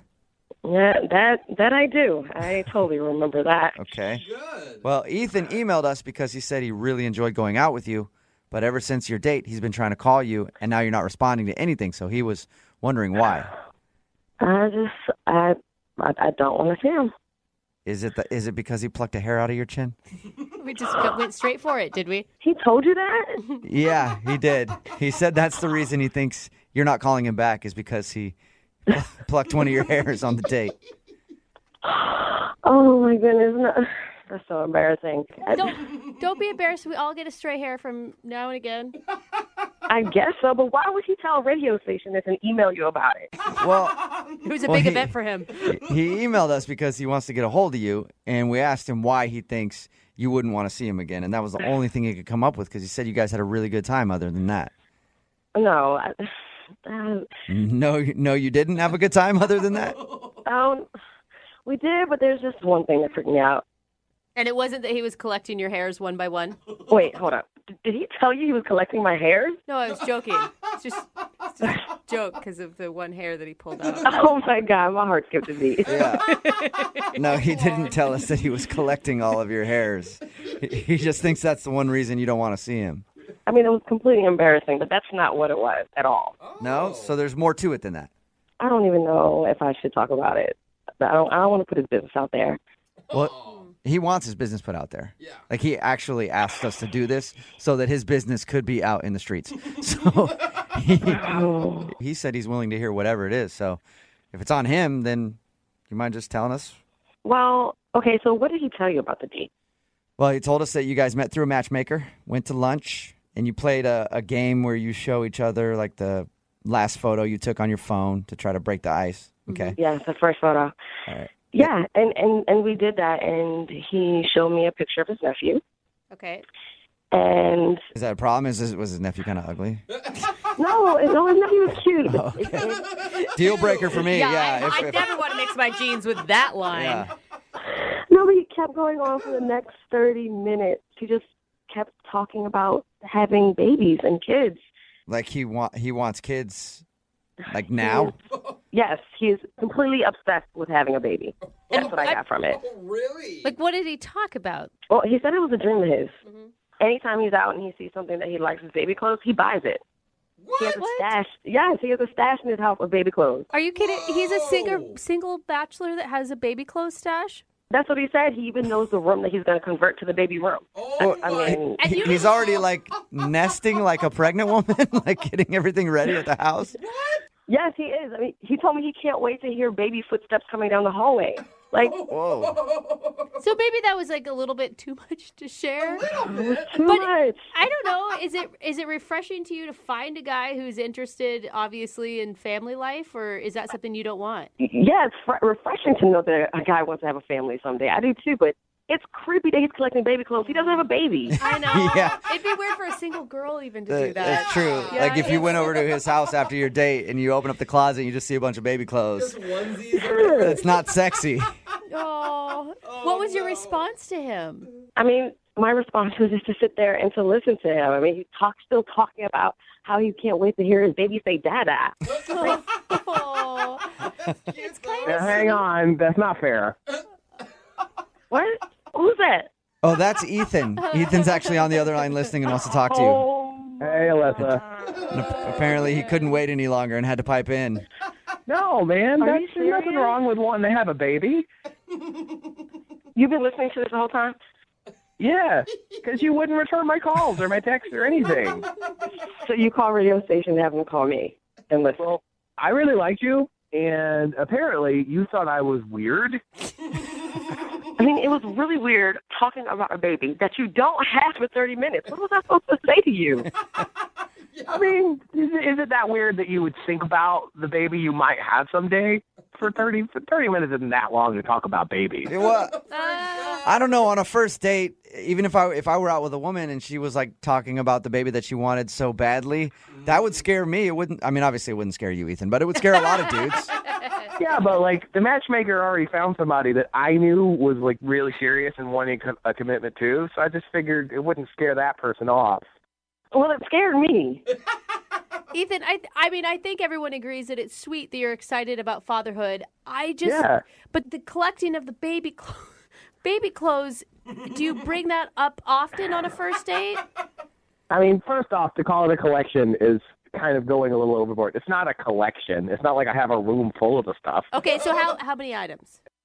If we're talking about just anything having to do with babies, I've got like 15 things. Whoa. But like they're not all, like 7 of them are onesies. And the thing is, like, everybody thinks this is a big joke, ha ha ha, it's really funny, but I'm actually prepared for fatherhood. No, I think it's great. I just think it's great when you find out maybe like 2 months into a relationship that you're that into it. Ethan, you even told me on a date that you already picked out the names for your kids already. What? How long have you been planning this, Ethan? I don't know why you guys think this is weird. I've been dreaming about having kids since I was a kid. You're so sweet. What are the names of your kids that you don't have yet, if I can ask, or is that a secret? Well, I mean, I want to have a boy and a girl, obviously. Oh, yeah, and you get to choose, obviously. He said for a boy would be Ken, and he would name this girl Sanctuary. Sanctuary and Ken. Yeah. The Ken kind of throws me. Yeah, it is. When you come up with Sanctuary, where it is. You know, you guys can say whatever you want to say, but I'm probably the only guy in this room on this phone that's actually preparing for childhood. I'm not embarrassed about that. I'm not ashamed about that, and I don't think that people should reject me because of it. I actually agree with what you're saying. I do, Ethan. I mean, he knows what he wants. He maybe gave you way too much information on the first date, and that's his bad for oversharing. I didn't plan on having a girl named Sanctuary. Yeah, that one you need to negotiate for sure. Debatable. We could talk. Well, Alyssa, would you like to go out with Ethan on another date? We will pay for it. I don't know about all this. I mean, doesn't it seem weird to you all? This is crazy. It's creepy. No, not at all. Like, every dude that I've known when we were kids, like, we would just sit around the playground and talk about the kids we were going to have one day. And did they collect clothes? Yeah, of course. It's a totally normal dude thing. It's a little overwhelming, but I don't think that it's creepy. I mean, Alyssa, I feel like you're not giving me a chance. I feel like we should go out again because I have proven to you that I'm an honest, straightforward guy and that I have a long-term plan. And his clock is ticking, Alyssa. He doesn't have as much time. I guess so. One more date wouldn't hurt. So you'll do it. You'll go out with Ethan one more time. I said yes. Please don't ask me again before I change my mind. That's awesome. Well, congratulations, Ethan. Oh, thank you. Thank you so much. I'm so excited. And thank you, Alyssa, for giving me another chance. And we can talk about Sanctuary. We'll discuss names later. I'm just kidding. I'm not going to talk about the kids again. Good choice. All right. Well, good luck, you guys. Keep us updated, okay? Thank you, guys. Thank you. And Alyssa? Yes. If he says he's on the pill, don't believe him. Brooke and Jubal in the morning. I gotta say, I'm really surprised at the responses on the text message board at 78592 about today's second date update. Here's a text. I love Ethan, and it's not weird at all that he's collecting baby stuff. I don't think that's true. And then there's another one that said, that guy's a freak. He probably wears a diaper. If you missed today's second date update, Ethan wanted to call Alyssa. She wasn't calling back after their date. We got her on the phone and found out why. It's because he revealed to her that he collects baby clothes and has like a whole room already set up for when he has a baby. He doesn't have a baby. He just wants to be a dad really, really bad. And he's already started planning everything, including baby names and so on. And she was like, that's a little strange. And she didn't want to call him back. But a lot of people texting in at 78592 say it's not weird at all. Here's the thing. Being excited about parenthood, awesome. Revealing on the first date that you have all of these things already planned out, totally strange. Yeah. That'd be as a woman, you have some weird bridal, collection that you've been hoarding and you bring it with you on a first date. We actually got a text from someone at 78592 said, I am a woman and I have baby clothes and all that kind of stuff, but I wouldn't bring it up on a first date. So I guess that's the weird part. Remember, if you want to do a second date update, all you have to do is email the show and we will call the person who didn't call you back. And welcome back to Brooke and Jubal's expose on the history of the wink. The wink really started catching fire in the 20s when it was the best time to let your gal know that you knew of the closest speakeasy. You'd throw her a wink, and then you guys could go drink all night long at some seedy bar. But it was really the 70s where the wink really caught its stride. And groovy cats were winking at all the foxy ladies, taking them down to the disco to do the hustle and the wink. Wow, I feel like I've just been schooled. But sadly, after the 70s, the wink fell on hard times. Oh, yeah, it did. And it's sort of been dead since the 90s. But now it's been revived by one man named Ryan, who's on the phone for a second date update right now. And Ryan apparently met the girl he wants to call today because of a wink. Single-handedly reviving Yep, it. you're reviving the wink, Ryan. Interesting. I didn't know winking still happened. Oh, yeah. I wink at everyone. Oh, you wink at everyone. You're just throwing them out there willy-nilly. Like, it doesn't matter what they're like. You just wink it away. It's a bold move. Oh, no, she winked at me. Oh, okay. Yeah, I've winked before, but no, she winked at me. Oh, wow. A lady bringing the wink back. That's weird, man. I've not heard of anybody meeting through a wink. So tell us about the girl you want to call today. What's her name? Her name is Paige. So we were at a house party, right? And I saw her across the room. She was smiling, laughing with her friends. Okay. So then I just casually walked over and I said to her, hey, I saw you winking at me from across the room, which she didn't, but I said it anyway. Oh, okay. She didn't really wink. I see. Yeah. Nice. All right. Did she think that was cute, obviously? Well, no, at first she was kind of weirded out and said, no, I did not wink at you. But then I said, no, let me double check. Let me take a moment and let's reenact this. So I went back across the room and I waited for her to wink again. although she didn't. But I walked across the room again, and I said, I'm pretty sure you winked. I'm almost positive. So then she started laughing. Oh, she did laugh. Okay. Thought it was okay. I funny. mean, All right. basically, when you went across the room, you gave her an out to leave, so she was interested. Well, at least it worked. Yeah. So did you guys just hang out that night, or did you go on a date? So we hung out for about an hour. We just talked about life and our goals and what inspires us. And wow. It was really, really cool, yeah. You guys got deep quick. Yeah, it was kind of surprising, actually. I didn't expect that, considering how corny my pickup line was. Yeah, right? Not bad. So did you guys go out on an actual date? Well, no. I mean, that was technically, I guess, the first day of hanging out at the party.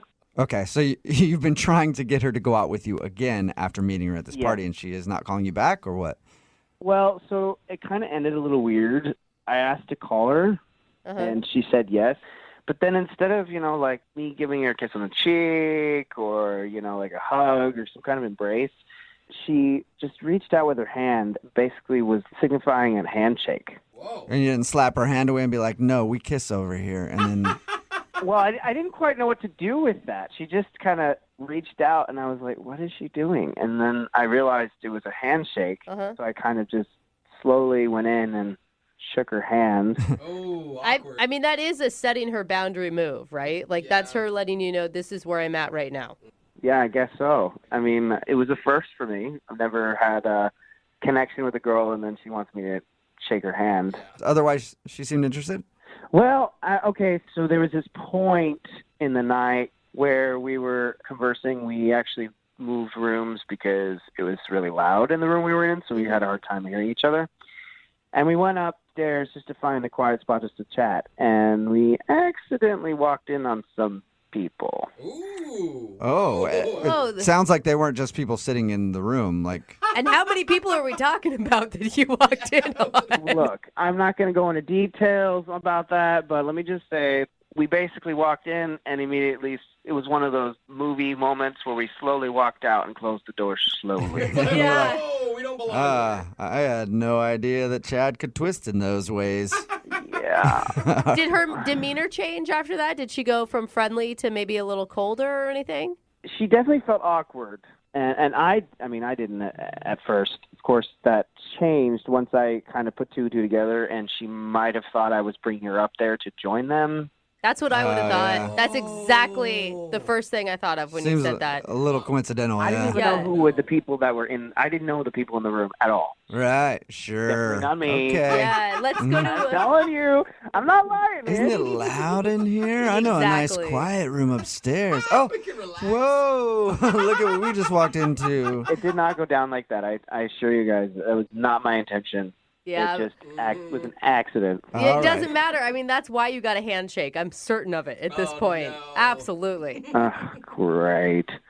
Man. I really liked this girl. I thought, all the reason to call her again and make this right and clear the air. All right. Well, we'll play a song, come back, and then call her and get your second date update, okay? Thanks. All right, hang on. Moving 92.5. Brooke and Jubal in the mornings. Second date update. If you're just tuning in for today's second date update, Ryan is on the phone with us, and he wants to call a girl named Paige. Ryan, I don't care so much that she's not calling you back. That's not what I'm really focusing on. What? You met this girl at a party. You said everything was going cool, and then there was a moment where you went to switch rooms because where you were at was too loud, and then you opened the door to this room, and there was a bunch of people in there getting freaky. And that's the part that's got me kind of twisted up, Ryan. Like, I need more details on that specific moment. No, you don't. Because I'm just wondering, like, how many people... was everybody focusing on one person, or was there, like, I've drawn a picture. I've got a picture I just drew, and I want to make sure that it's correct. So if you could give me any more details, Ryan, I'd appreciate it. He's on that part of your diagramming date, please. Can you hook me up? I'm not going into details. We're not going to go down that road. I already told you. Okay. Seriously, Is there Jubal, any that's, sounds you can remember? Sound, maybe a sound you can remember? that is what the internet is for you, dude. I'm not going down that road. Good. Don't. Oh, See? all right. Which makes it even more believable that you didn't on purpose bring the girl to that room. I did not bring her to that room on purpose. I don't care. I just want to know what was happening in there. All right, well, we'll continue on, I guess, and we'll call Paige, even though that's not the really important part of the story. You're a weird dude, man. Yeah. Or did you say there was a weird dude in there? No. Talking about you, unless you were there, sir. Damn. All right.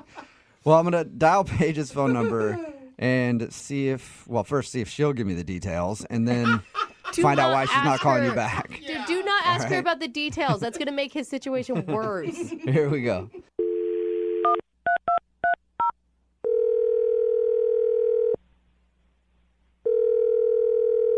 Hello?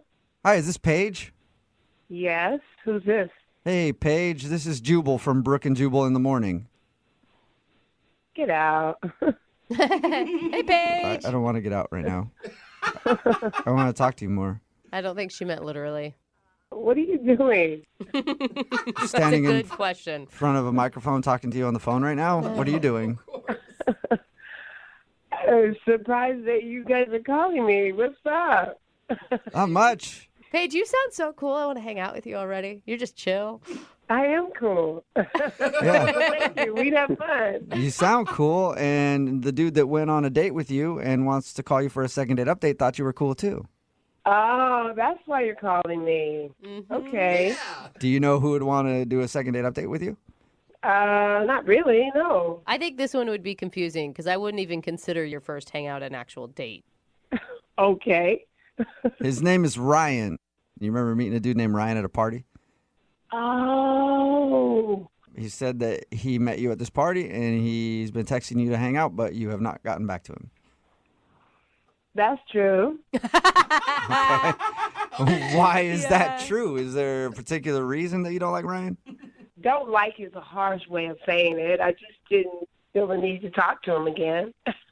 He has, I mean, we've kind of worked out a theory on why you're not calling him back. Why do you think? Because he led you to a room where there was a bunch of people doing stuff with each other. Oh, my God. He told you that? Yeah. How many people was it in there? Just curious. It was, more than a few. Oh, cool. All right. Oh, my God. What did you think when you opened that door and saw that? I was surprised. Yeah, it's usually surprising when you open a door and something like that's going on. Pleasant surprise or a bad surprise? That's the question, I guess. I was pleasant surprised. Oh, what? Huh? You were into it? Hold on. Yeah, I thought it was kind of bold of him to do something like that. Kind of taking me to this room seemed like, oh, my God, this guy is kind of on another level, kind of cool. I liked it. And so that was gang. What? You were down to hang out in that room. Well, I was until first he kind of pulled me a little bit, and I kind of held, I stood kind of strong, trying to let him know it was cool. But then he kind of pulled me a little harder, and he shut the door, and I thought, what's that about? Oh, my Oh, so you were actually disappointed that you guys left the room. Yeah, it was kind of exciting, Whoa. Okay, and why didn't you tell him that? Well, I kind of wanted to see his reaction, too, but then he just seemed to turn into a big prude. Turned into a big prude. This is not the direction we thought this was going to go. No, Ryan No. actually thought that maybe you thought he took you to that room on purpose and it turned you off. But apparently it did the opposite. Why would it turn me off? Well, because you gave don't know. him. I mean, it's a shock. It's a lot when you literally have only said hi to someone, basically. Yeah. And then you gave him a handshake at the end. Yeah, because after he shut the door and then we started having these long, drawn-out, boring conversations, I was like, he did it on accident, I guess, and he just seemed like he was going to be a bore. Man, Ryan got totally mixed signals from you. My mind is I don't blown. think that it was. I think Ryan doesn't get it. No. Exactly. Yeah. Yeah, and he's definitely not going to get it, it sounds like. But Paige, Ryan is on the phone and wants to talk to you right now, unless he got scared and left. Ryan, you there? Paige, I had no idea that you were into that kind of thing. That was totally on accident that I took you into that room. Did you hear what we just said? Yeah, I heard everything. Oh, my God. You guys are crazy.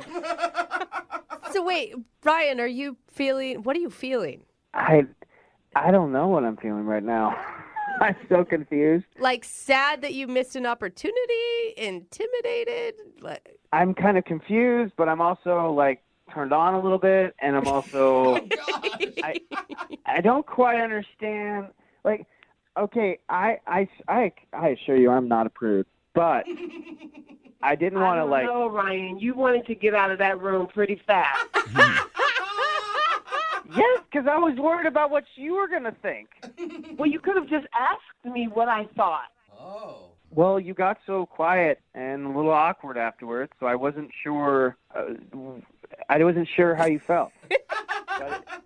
I was quiet because I was hoping that you were going to invite me, but you never did. Wow, Paige. I love Paige. Paige, I was hoping to, like win you over kind of thing, but I didn't really exactly want to win you over with a bunch of other people in the same room. Like what I mean is I don't want a bunch of other people winning you over at the exact same time. I'm trying to win you over. What is going on? I don't know, but I think Ryan, are you looking for the same thing Paige is looking for at this point? Oh my gosh. Absolutely. Really? You are? I don't think you even know what Paige is looking for. I don't either, but I want to go down that road. Okay, you're ready to try it out. Well, then in that case, Paige, would you like to go out on a second date with Ryan and maybe many others? I don't know, but we will pay for you two to go out at least. It was spontaneous, right? That moment was so brand new and spontaneous, and he didn't seem down at the time. Ryan, you just didn't pick up the signals, and I just, I don't think it would be right to go on a second date and not feel like you can be spontaneous. Are you serious? We can't go back and relive that moment, so... Yes, we can. I'm all about living in the moment, Paige. All right. I know a bunch of parties where all of that's going on constantly. Oh my gosh. You do? Yes, my friends are freakadelic. They like do crazy I don't know if I believe him. Yeah, but now, I don't know. Now I'm going to go, and you're going to be expecting me to want to do something like that. And then what if I want to do something different? Yes. What are you going to do, Ryan? Spontaneous. She brings up a good point. Paige, if you're asking me to watch, I can watch. I've done it before. I'm a pro. I'm a pro. What do you think? Paige, is any of this attractive to you? I just think, our time is over, Ryan, and, you missed it. Oh, That my God. boat has sailed. Damn it! All right, well, Ryan, I'm sorry you didn't get a second date. And Paige, I'm sorry that Ryan didn't seize the moment. And I'm sure you'll find other opportunities, though, if you just keep your eyes open. There's no way that this could be my life. You know what, Ryan? Why don't you text me when you're at one of those parties, and if I see you around, I see you around. How about that? Done. All right. Well, Brooke and Jubal in the morning. text in at 78592 that says, wow, I need a Paige. A lot of people are feeling that way. It's Brooke and Jubal in the morning talking about today's second date update. If you missed it, this dude Ryan wanted to call Paige. They went to a party together. That's where they met. Actually, they didn't go together, but they met there. And she wasn't calling back. He thought she wasn't calling back because there was an awkward moment where they walked in on some people having fun in a room. I think you know what I mean by having fun. Yep. And more than one person, more than two people, lots of people. Sorry for the conversation you just had to have with your kids in the car. He thought maybe she thought he planned that, was trying to get her to do it, and that's why she wasn't calling back. But in reality, she wasn't calling back because he didn't invite her into the room. Yeah. That's so crazy. And that he was super awkward about it afterwards. She's so chill. She thought he was a prude. Yeah, and she's like, you know what? If we run into each other at a party, it's going to be cool. But Yeah. But other than that, we can't go out again. Sorry. I don't have that much coolness at all. Well, maybe you can hang out with Paige and learn a thing or two, or three, or four, or five. I think Who knows? she could teach me a lot. Remember, if you want to do a second date update, all you have to do is email the show, and we will call the person who didn't call you back. Move at 92.5. Brooke and Jubal in the mornings. Second date update. The guy on the phone for a second date update today let his emotions get the best of him on his first date. And now I don't even know why he's on the phone to do a second date update. If I were him, I would not want to see this girl again. I actually don't even think I'd want to go in public again. It's that but bad? regardless, he emailed us and wants to do a second date update. His name is Keith. What's up, Keith? Hey, guys. How's it going? Oh, my God, Keith. I feel like you should be embarrassed for yourself, but I don't really know why yet. Yeah. Your email was crazy, man. I cannot believe what actually happened on your first date. We'll get into that in just a second. But first off, how'd you meet the girl that you want to call today? What's her name? Allison. Allison. So how did you meet Allison? We met through an online dating site. Okay, that's pretty normal. I just haven't dated very much, and my friends finally convinced me to start doing some online dating. And I tried a couple of like the free online services, and just they were terrible. I had terrible experiences. Yeah, the free ones are never good. He sounds like the memory is still haunting him right now. Oh yeah, PTSD. Like one girl I met within the first 5 minutes of our date, she asked me how much money I made. Whoa! Oh. Do you make a lot of money? I realize it's the first couple minutes we've met, but now I want to know. Yeah. Having flashbacks. And when I wouldn't tell her, she literally was like, all right, well, this is done. And she left, and it was over. Wow. I can't believe you even continued online dating after such a horrible experience. I know. And then the worst part is it didn't get any better. I met this other girl on a date, and she brought her dog, and I kid you not, she talked to the dog more than she talked to me. All right, so you've had a bad run. Yeah, on these free. So I finally was like, okay, I'm going to sack up. I'm going to pay for like a paid service because maybe the quality will be better, you know? So. Right. Is this the first date that you went on off of that paid site? Yeah. Oh. And this one sounds like it went very well. I mean, at least for you. Yeah, comparatively speaking, it started out great. Met Allison. We went to brunch. Oh, that's a fun date. Yeah, and just from the moment I saw her, instantly I knew like there was something there. She was gorgeous. I couldn't believe it. Okay, and then right off the bat, she didn't ask you how much money you were making, or she didn't have a dog with her, so that's a plus. She's off to a great start. But I feel like you've lowered your standards so much compared to the other incidences that you had. Yeah, I mean, I know my standards had been kind of lowered, but she was like better than I ever would have expected. She was smart, she was cute, she was sweet, and she just seemed normal. She just seemed like a normal person that I had a really great connection with, and it kind of caught me off guard, and I just was like starting to feel like overwhelmed, but in a good way. Like I was swooning, and I just got caught up in the moment, and that's when I think I messed up. Yeah. What could you Tell everybody what happened, and then explain why you did this. Okay, just try and understand all the context. So. So we meet, we're hanging out, the date's going great, and it just keeps getting better and better and better. And she gets up to go to the bathroom. And at this point, I'm like, my heart is just like overwhelmed, like it's overflowing. I'm like, she's the one. Like she has to be. I know it sounds crazy, but I felt it. And so while she was in the bathroom, I decided to do something crazy. Oh, no. Yeah. So when she gets back, she sits down and she looks at me and she can kind of tell I have something I want to say. So I look to her and I say, look, I know we just met, but there's something I need to tell you. And she says, okay. And I straight up told her I wanted to spend the rest of my life with her. Oh my God. Yeah. What are you doing? Like I'm breaking out in hives just even hearing that. And I love love. Yeah, no, I know. It sounds crazy, even me saying it right now. But I don't know. I just was in the moment. I couldn't help it. It's like I would have regretted it forever if I didn't.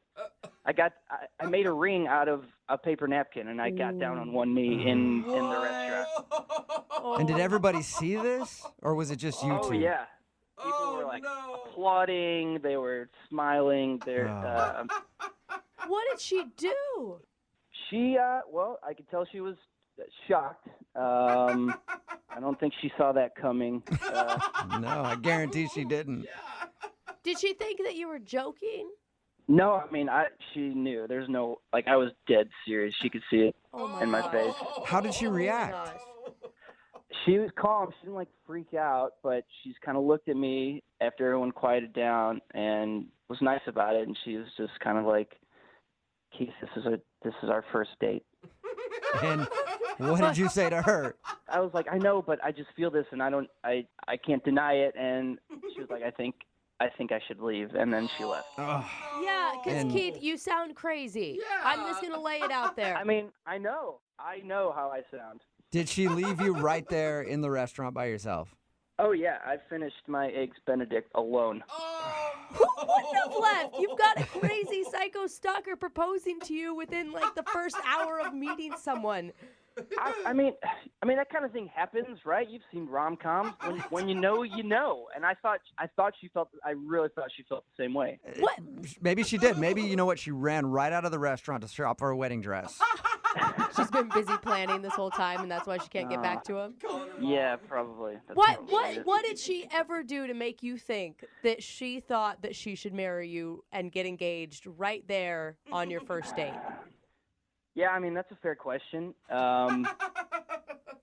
So when we were talking, I like to go to comedy shows, in my spare time, and I told her that, and she wanted to come with me. I've never met a single woman who was excited about. So that means the idea of that. that you ask for her hand in marriage on a first date? Yeah, well, I guess I read it wrong. Whatever. Yeah. I'm guessing you haven't talked to her since this date. No, and I have tried very hard. Yeah. I know she's the one. That's the thing. And I should have just waited. I should have played it cool. Yeah. I should have held my tongue, but I couldn't.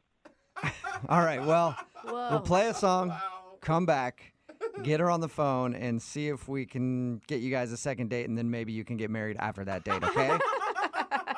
Oh, that would be amazing. All right, well, we'll get your second date update right after this. Hang on. Moving 92.5. Brooke and Jubal in the mornings. Second date update. You know what I'm hearing in today's second date update? Wedding bells. Oh my That's God. right.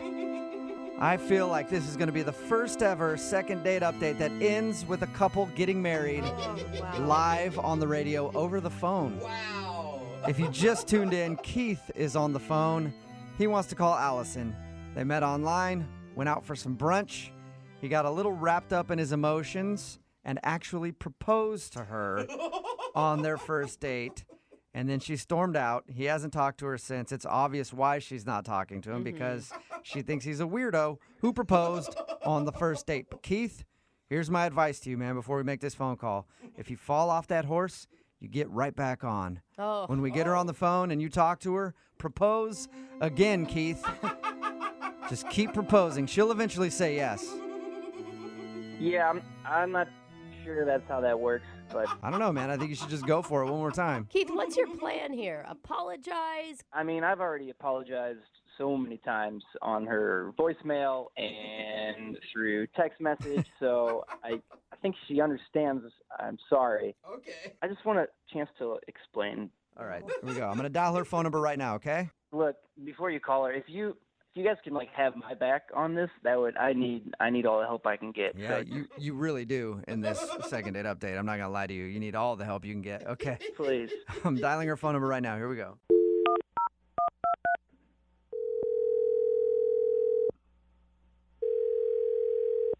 Hello? Hi, I was looking for Allison. Yes, this is Allison. Allison, this is Jubal from Brooke and Jubal in the morning. How are you? Good. How are you? I'm good. Who's this again? I'm sorry, This is Jubal. I host the radio show Brooke and Jubal in the morning. I'm not sure what that is. Okay, good. Well, it's a radio show. It's pretty much the only explanation I can give you there is a little bit of talking, a lot of crappy music, and we do a segment on our show called the Second Date Update. I'm assuming you've never heard of that either. Not familiar with it. You went out on a date recently with a guy named Keith. Oh, boy. Yeah. Keith told us about your date. Oh, really? What do you know? Do you know that he proposed to me? We do. Yeah, he told us all about that. He says that he feels bad, but he also wanted to get you on the phone and tell you that he liked you a lot and wanted to see you again. Really?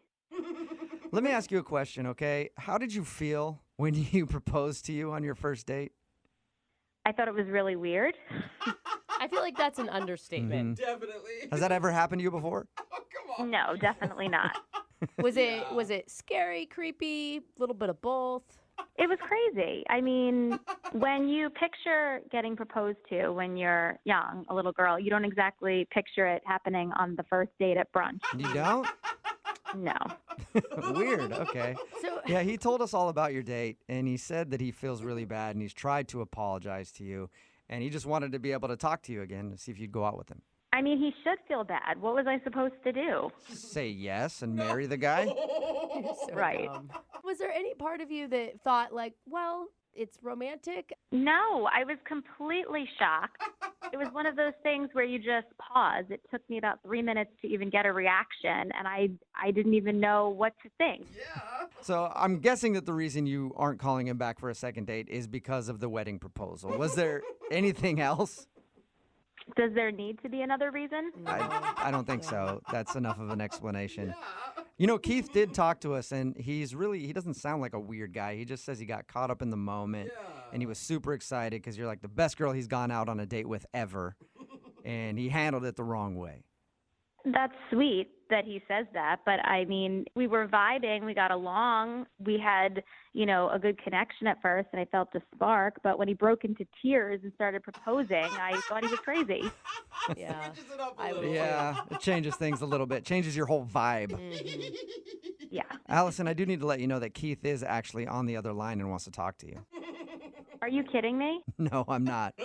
Hey, Allison. Oh my God. What do you want? I just want a chance to explain myself. I told you I'm sorry. I know that what I did was crazy. I know it was insane. I got caught up in the moment. I'm an emotional person, and I don't have a good excuse. I just got caught up in the moment. It's not the 1920s. I mean, you don't just meet somebody and marry them off in the afternoon. Yeah, no, you're right. I get that. But can you honestly say you weren't, feeling anything? I can't be the only one who was feeling something. No, I was. I mean, I liked you at first, and you seemed normal, and I definitely felt a connection. But when you broke into tears and proposed, I just thought you were crazy. Okay, that makes sense. That's totally fair. I'm not crazy. I've had some terrible experiences dating in the past, and you were so cool and normal, and I just felt it, and I got lost in that moment. I got caught up in it. I feel like if that's the kind of guy you are, then who knows what other reckless decisions you'll make down the line. Oh, no. Dude, red flag is what she's saying. I understand. Yeah, I get it. I understand how that could be a red flag or how I could seem crazy and unstable. I'm not you want to call my friends, and I have people who will vouch for me. Just You want to supply references to Allison? I will. I think this is important. I don't want to lose this potential relationship just because I messed up on the first date. I mean, it's a shame because I liked him too. I'm just not looking to get married tomorrow. I'd like to date someone for a little while before we talk about marriage. So you did like him, though, before? Yeah, I did. Well, then why don't you give it one more shot and go out on another date? Would you like to go out on a second date with Keith? We will pay for it.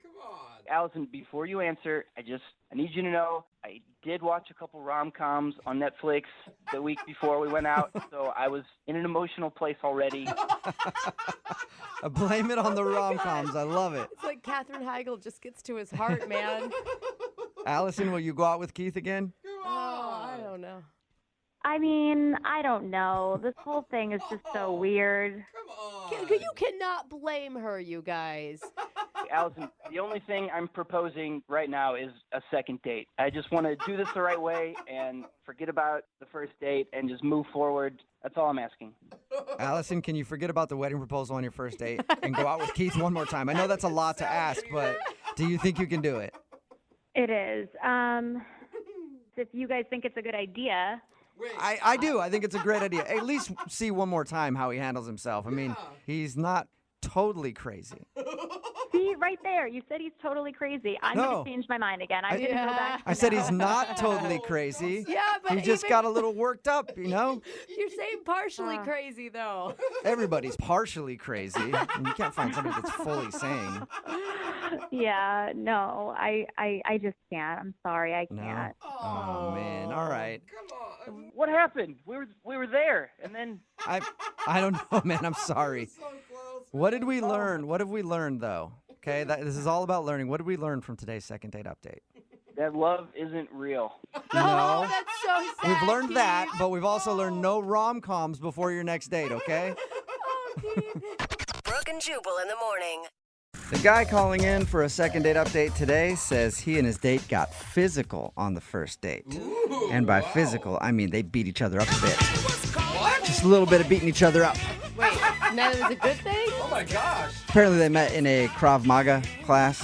What's Krav Maga? It's like a self-defense thing. Oh. Okay. So I'm just picturing this playing in the background when they met while they just like duke it out for a little while and then go, let's go out for beers after. I don't know. We'll find out right now, though. His name is Rob. What's up, Rob? Hey, yeah, no, it's not Kung Fu, it's Krav Maga. Sorry. It's the Israeli martial art developed in the army. Basically, it's all about hitting the weak points of people and causing the most damage. They say you don't want to cause pain, you want to cause damage. So it's basically like any women that take the class, it just shows them to hit a dude in the junk over and over again. Yeah, basically. And the throat. Yeah, I mean, I think Junk that and works for throat. dudes, too. Like, they would also be opted to hit in the Yeah, 'cause junk. a lot of attackers are bigger than you, so. Sounds like a pretty easy class to teach. Just Yeah. hit people in the junk. Maybe the eyes. Take your foot. I mean, there's more to it than that, but yeah, essentially. So you met her in this class. What's her name? Her name's Dana. Dana. And how did you end up asking her out? I mean, we've been partnered up. We're kind of, I mean, she was newer. She said she's doing it for fitness. I've been doing it for a little while because I don't know, I actually got robbed. So I've been trying to like learn how to defend against that and like kill people with my hands. I haven't killed anyone yet. Wait, but- you want to kill someone over No, only if they try to rob me again. Okay, Right. don't take this guy's cell phone. Yeah, the way you said that, That sounded is- like you Just trying to kill people. just can't wait to go and snap somebody's neck. no. I'm turning my body into a lethal weapon. So you got robbed and decided to take this class. Yeah. Okay. So I met her. She's been doing it for a little bit, and so And I assume there's a lot of girls in the class because most self-defense classes are majority women. yeah, there's a lot. It's actually pretty much like 50% women. Sometimes it's like more women than guys in that class. It's a good way to meet women. I mean, that's not why I went, but yeah, it is. It's also a good way to get punched in the junk for being a little too forward with a woman. Yeah. She didn't punch you in the junk, though. She went out with you. Yeah. I asked her out, and she decided to go out with me after class. Nice. And what did you guys do? Well, we drove around for a bit, and Sounds exciting. Yeah. well, I just wanted to talk to her in the car. I don't know, it's a good conversation place. That is weird. You purposely drove around just so you could talk to her longer? Well, we were gonna go somewhere for a day, but we just couldn't really pick a place, so we've been kind of driving for like an hour. Whoa. And then we decided, I don't know, so we were like talking about getting like a movie or something from Redbox and just watching it over at my place. And you were like, no, sorry, I don't do dates outside of the car. I can't do it. Did the Redbox date happen? Did you guys go back to your place? Yeah, we went back to my place. Good. All right, so here's the thing. Like, I know this kind of sounds cliche and everything, but like I do live at my mom's house. I'm in the basement. There's like a separate entrance, so like I don't have. It's my mom's house, but I do have privacy. No, it's not, dude. It's your house. You have your own door. Yeah. Yeah, you have your own door, dude. That's a completely different place. It doesn't sound cliche. It sounds just like a turnoff. Was she turned off by that, you think? Well, I didn't really tell her about it until we were at the door of the separate entrance. Good idea. But if it was a basement apartment, why would you have to tell her at all? Like, I don't know. I just kind of wanted her to. I like being honest. I just wanted to be up front with her right away. okay, I can respect that. It's better to let her know that and be like, I got my own apartment. And then she finds out that it's actually at your mom's place. Yeah. So once you were in your place, was everything cool? Yeah, we watched the movie. It went well. Things started to pick up and happen after the movie. She spent the night. Oh, she did? Dude, that's always nerve-wracking when you're spending the night at someone's mom's house. Like, is the mom going to come down? Should I be clothed the entire time? What if I have a run-in? Well, I mean, she does kind of give me my privacy, so it doesn't. That luckily didn't happen. You didn't have to run upstairs and clear it with her? No. Okay. Did she have to do the walk of shame and your mom saw her? No, well, that's the thing was the next morning. I mean, that's where things felt kind of weird. Like, the whole date seemed great up until the next morning. What happened? So I woke up, and I saw her, like, walking out the door, and I was just like, where are you going? And then she said that she called a friend to come pick her up. Mm-hmm. Okay. And then she was just like, go back to bed. Oh. Like, nicely or mean?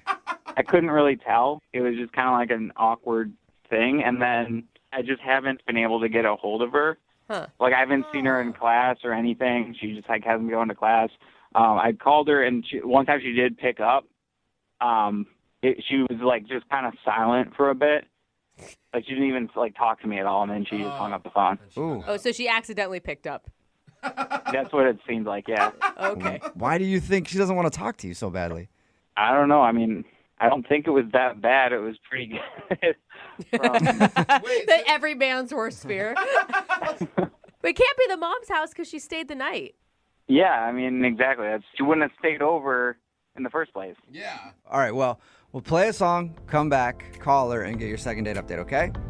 Okay, thank you. All right, hang on. Moving 92.5. Brooke and Jubal in the mornings. Second date update. Some people like to get intimate underneath the stars. Some people like to do it under the covers. And others, like Rob, who's on the phone for a second date update right now, like to get intimate under their mom. Oh, no, dude, you can't say it like But that. it's accurate. Upstairs, because she lives upstairs. And that's exactly what happened when Rob went out with Dana. Apparently they met in a Krav Maga class, the self-defense thingy. What do you call it? Self-defense thingy? Is that right, Rob? I don't feel like that's right. It's a self-defense martial art. Martial art. That's He a was better gonna way go to thingy say it. too. Yeah. He almost did thingy. I know. It's not very scary when you say it like that. Back up. I know that self-defense thingy called Krav Maga. So anyway, they met there, and that night ended up going back to his place. They hooked up a little bit. And then in the morning, all he remembers is her saying, I had my friend come pick me up, go back to bed. And that's the last time he's talked to her. He even tried to call her once, and she picked up the phone and then hung up on him. So we know she's not very happy with you for some reason, Rob. Yeah. I never heard how much alcohol was involved in your one night fling. 0. We didn't have any alcohol. Whoa, you A didn't drink? sober? Whoa. That's never Sober happened. one night stand. Yeah, I don't know. I didn't know those existed. Dude, you must be hot, Rob. Yeah. You get a sober one night stand in your mom's basement? Yeah, I'm with Jeez. Jubal on that one. He's a unicorn. How are you not getting a call back? That's what I mean, man. I'm a catch. Yeah. I guess. All right. Well, I'm going to dial her phone number right now and see if we can figure out what happened, okay? All right. All right.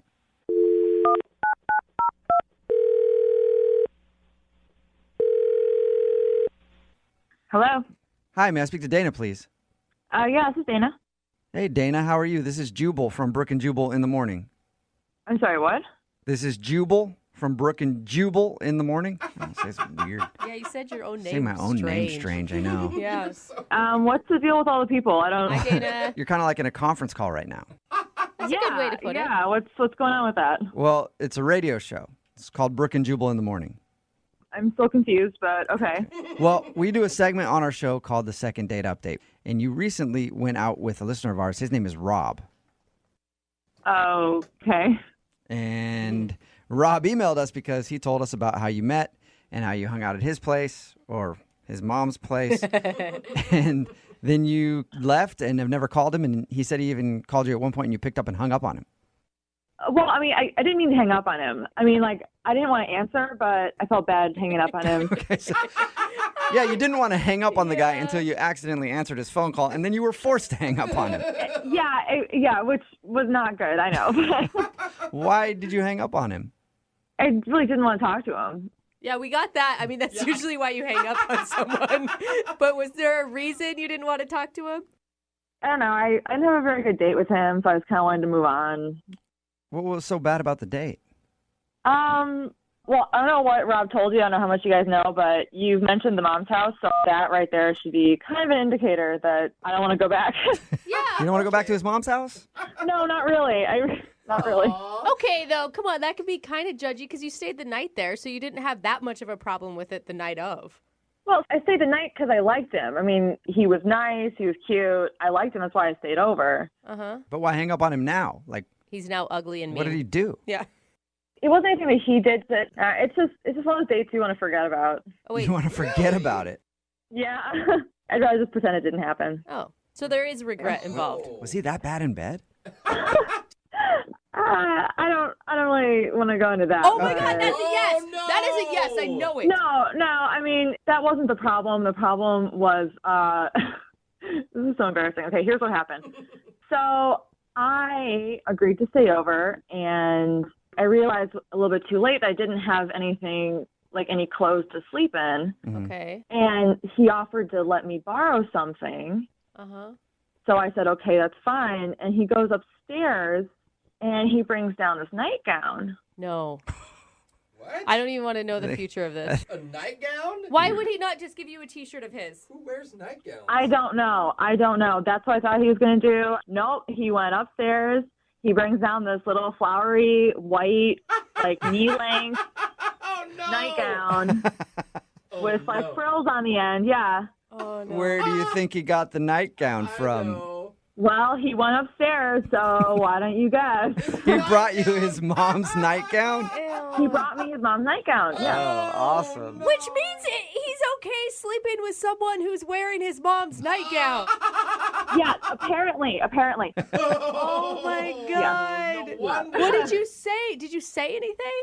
I didn't really know what to say, so I just kind of said, oh, thanks, and just, okay, good night, just forget about it. Wait, did you wear it? I did wear it, yeah. I couldn't say no. You slept in his mom's nightgown. Dude. I didn't know what else to do. No wonder you want to forget the date. Yeah, I just want to forget about it. Did he compliment you on how well you filled it out or anything? No. Oh my God, I would cry. What if he ripped it right off of his mom's body? Like she's up there watching reruns of something, he just grabs it from her like, I need this for my date, Mom. I mean, I could see how it'd be an innocent mistake, but it's still like the biggest turnoff ever. I know. And like, I just feel as though like he should have just thought, wow, this is weird. Like why did that not occur to him? This is a little weird. That is a very good question, Dana, and a question I think we should ask him directly. And he is on the other line listening and wants to talk to you, so we can actually do that. Wait, I'm sorry, what? He's on the other line listening. No, he's not. Yes, I am. Oh my God. Look, now that you guys are saying this, I'm really embarrassed about the night. Yeah, well, you should be embarrassed. That's embarrassing. That's okay, embarrassing. so like, here's the thing. Like, I thought it would be like a nice thing. Like, I thought like it's a nice nightgown. It's really like that was an expensive nightgown. And my mom doesn't use it too much, so it's clean. It's not like she just wore it last night. How do you even know the frequency of your mom's nightgowns? That's weird right there. Her rotation, her nightgown rotation. Oh my God! But like you had T-shirts. Yeah, but like I thought you wanted something like nice and comfortable to sleep in, like something that I was like sleeping on a pretty. pull-out couch in your mom's basement. Why would I want something nice to sleep in? You didn't mention it was a pull-out couch. You don't have a bed? No, but my pull-out couch is really nice, just like my mom's nightgown. Dude. Oh my God. I won't even do a futon, a pull-out couch in your mom's basement. I don't even know what to do with that. No, you'd be surprised how many women have slept down there in the past. But I want to focus on this, though. I don't want to talk about. You'd be surprised how many women have worn my mom's nightie. No, all right, you guys are like taking this all out of context and twisting my word. Okay, look, I was trying to do something nice, okay? But now you're saying I'm like this like creepy guy who lives in my mom's basement who gives girls like nightgowns and Take like, away creepy guy, and that's exactly what you're doing. Yeah. Maybe keep it. You sound like a nice dude, but it's kind of weird, man. I'm not like wearing their skin. I'm not like Buffalo Bill. Like, But seriously, how does it not register on your creepy factor that you're giving your mom's nightgown to a girl you're sleeping with? because it's a woman's nightgown.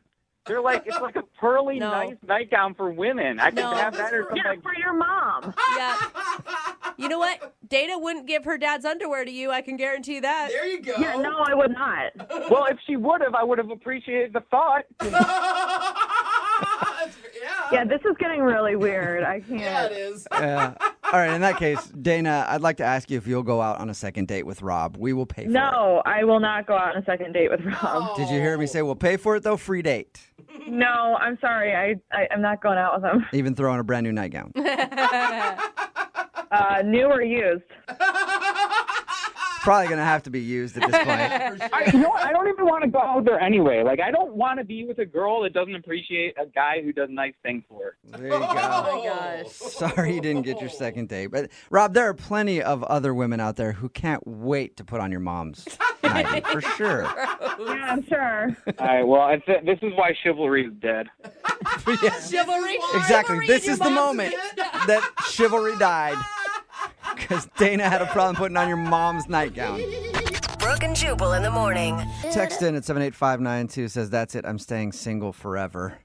Talking about today's second date update. If you missed it, you probably shouldn't have. It was extremely weird. But Rob wanted to call Dana, couldn't figure out why she wasn't calling back after they hooked up. And the reason she wasn't calling back was because he lives with his mom downstairs in his own place. It's like his own place, okay? Not necessarily his mom's house. That's the way he said it. It is his mom's house. It's But his mom's anyway, house. he lives They have downstairs, family and portraits on she the wall. needed some clothes to wear because she was sleeping over, so he ran upstairs and grabbed one of his mom's nightgowns and gave that to her so that she would have something to sleep in, and that creeped her out, and she did not want to see him Hey, again. there are some people coming to his defense. You guys blew that way out of proportion. One text message says, yeah, the nightgown was a nice gesture. I'd go out with him if I was single. That's what hoodies are for. We have hoodies and gym shorts. Don't worry. I think it was else. his mom texting in, Yeah. so I think we're good. Somebody else texted in at 78592 and says, sounds like a game of who wore it better. Seriously. She did not want to go out with him again, and most people on the text message board say that it's pretty creepy to lend somebody your mom's nightgown. Yeah, or any clothing of your mother. Yeah, really it is. Remember, if you want to do a second date update, all you have to do is email the show, and we will call the person who didn't call you back, even if they're uncomfortable with wearing your mom's PJs. I don't understand that one bit. Chase is on the phone with us. He wants to do a second date update on a girl that he met named Stacy. In his email, it says that he just moved up here from L.A. and has started trying to date and meet people. Chase, how are you? Great. How you doing? Good, man. So you just moved up here from L.A. How long you been here? Oh, about 3 months. 3 months, okay. And have you gone out on a lot of dates with Washington girls yet? Well, I'll be honest with you. After living in L.A. for that long, the pickings are pretty slim up here. Come on, you guys. Chase, Don't that's rag funny. on That's funny Washington because girls. that was going to be my question. He was going to be like, how disappointed were you when you got here? Because I moved up here from LA like 10 years ago, and let me tell you, man, it is not the same. Hey, you guys be nice. We may be a little bit more pale and not so up on fashion, but we're nice and we like hiking and True, Brooke. and pumpkin spice lattes, and we look damn good in flannel. So Yeah. back up. And they I don't. can see that. Yeah, I can see that. All right, well, first of all, obviously, you liked the girl that you want us to call today. Tell us a little bit about her. How did you meet her? Well, my boys and I were out at a bar, and we're just getting ready to leave, and I spotted this girl, and I swore I forgot I was in Seattle for a second. This girl was, well, in LA maybe like a solid 7. Yeah. But here in Seattle, definitely a 10. Seattle 10 is in LA 6.5, 7. Yeah, she got to be a solid 7, I'd say. You didn't tell her that, did you? Like, hey, you're a 10 here, but you know. No, I was saving that for the second date. Yeah. Okay. To go like, hey, Man. I just moved up here, and you know what? You'll do. So he went up and talked to her and asked her out, obviously. What'd you guys do for your date? I don't mess around. So, first date is always 5-star, surf and turf. Wow. I take care of them, So I dropped a fat stack on dinner. We had a great time, all the works, everything, wine and dine. Do you brag about how much money you're spending on dinner throughout the night as well? I mean, they know. I make it very okay. clear. If you're taking her to a place that's nice, she probably knows how much it is. I personally think you should throw it in her face, but hey, that's just me. It's just kind of how I do things. So, did she like dinner? She loved it. I mean, she was willing to go to a second location with me, so clearly she was into it. Was the second location your house or her house? No, it was a warehouse. I'm building out into a nightclub. Okay, that's kind of creepy. All right, yeah. Well, you're building it out to a nightclub. I'm glad you finished with that. Just when you first said, I'm taking her to a warehouse, I was like, dude, that's not appropriate behavior on a first date. So you're building a nightclub. Yeah, well, women like men with a future, with prospects. So I wanted to show her, I'm a professional. I will say, I think it's nice when you are excited about something and you share your passion. What was her reaction at the nightclub or the warehouse? Funny you say that. It was a little weird because she seemed a little nervous before we walked in and she saw the build out. Yeah, she sees the outside of a warehouse and is like, I don't want to go in there with you. Yeah, she seemed a little off. But, once we got inside and she saw that I knew what I was doing, she saw that I'm a professional and I'm successful and I'm serious about what I do. I have passion. Okay, so you were kind of trying to show her that if she dates you, you're not just some loser and you have a good job and you're trying to open a nightclub. Yeah. Were you really cocky about it, though, or were you just like, hey, you want to check out this nightclub that I'm trying to open? I mean, it's hard to show somebody something like a nightclub and be shy about it. You know what I mean? Like, I put a lot of money and a lot of work into this. Yeah, it's just strange. It would be like me bringing a date to my place of business, right? Yeah, but you're on the radio. Like, if you took me to a radio station after our first date, I would think that was a little bit weird. Yeah. I'm a promoter. No, you know what? Part of the nightlife. It's true. If you're opening up your own nightclub or restaurant or something, that's cooler than being like, hey, you want to come see all the buttons that we have in the radio studio? Yeah, right? That I would, if I were on a date with you, Chase, and you took me to your place that you're opening up, I'd be interested in seeing that, because it's kind of interesting to Right. see how these things are built. Yeah, I mean, she seemed to enjoy it. She seemed really enthusiastic about it. I mean, that's kind of why I'm confused why I haven't heard back from her. Okay. How did the evening end? We kissed at her doorstep, and, I tried to get inside, but she said maybe another time. And, Okay. But she did say maybe another time. Yeah, I mean, she seemed sincere, but, 5 days later and 7 texts, and, I haven't heard from her. You haven't heard anything, not even like, hey, I just am busy. Not a word. All right. Well, we'll play a song, come back, call her, and get your second date update, okay? I appreciate it. All right, man. Hold on. Moving 92.5. Brooke and Jubal in the mornings. Second date update. Chase is on the phone with us. He wanted to do a second date update on a girl that he met named Stacy. If you missed the first part of the second date update, Chase just moved up here from L.A. He's been here about 3 months. Stacy, the first girl that you've gone on a date with since you've been here?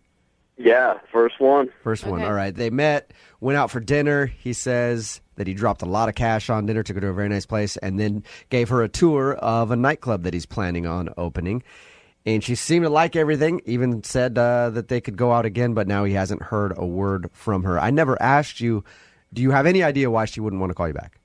Absolutely not. I mean, she even said, next time. Okay. Yeah, and you kissed her at the end of the night. You're a very confident man. How aggressive was the kiss? I mean, it felt mutual. It was just a normal end of the night kiss. All right. Well, I'm interested to see what she says. We're going to call her right now, see if we can get her on the phone and get your second date update. You ready? All right. All right, man.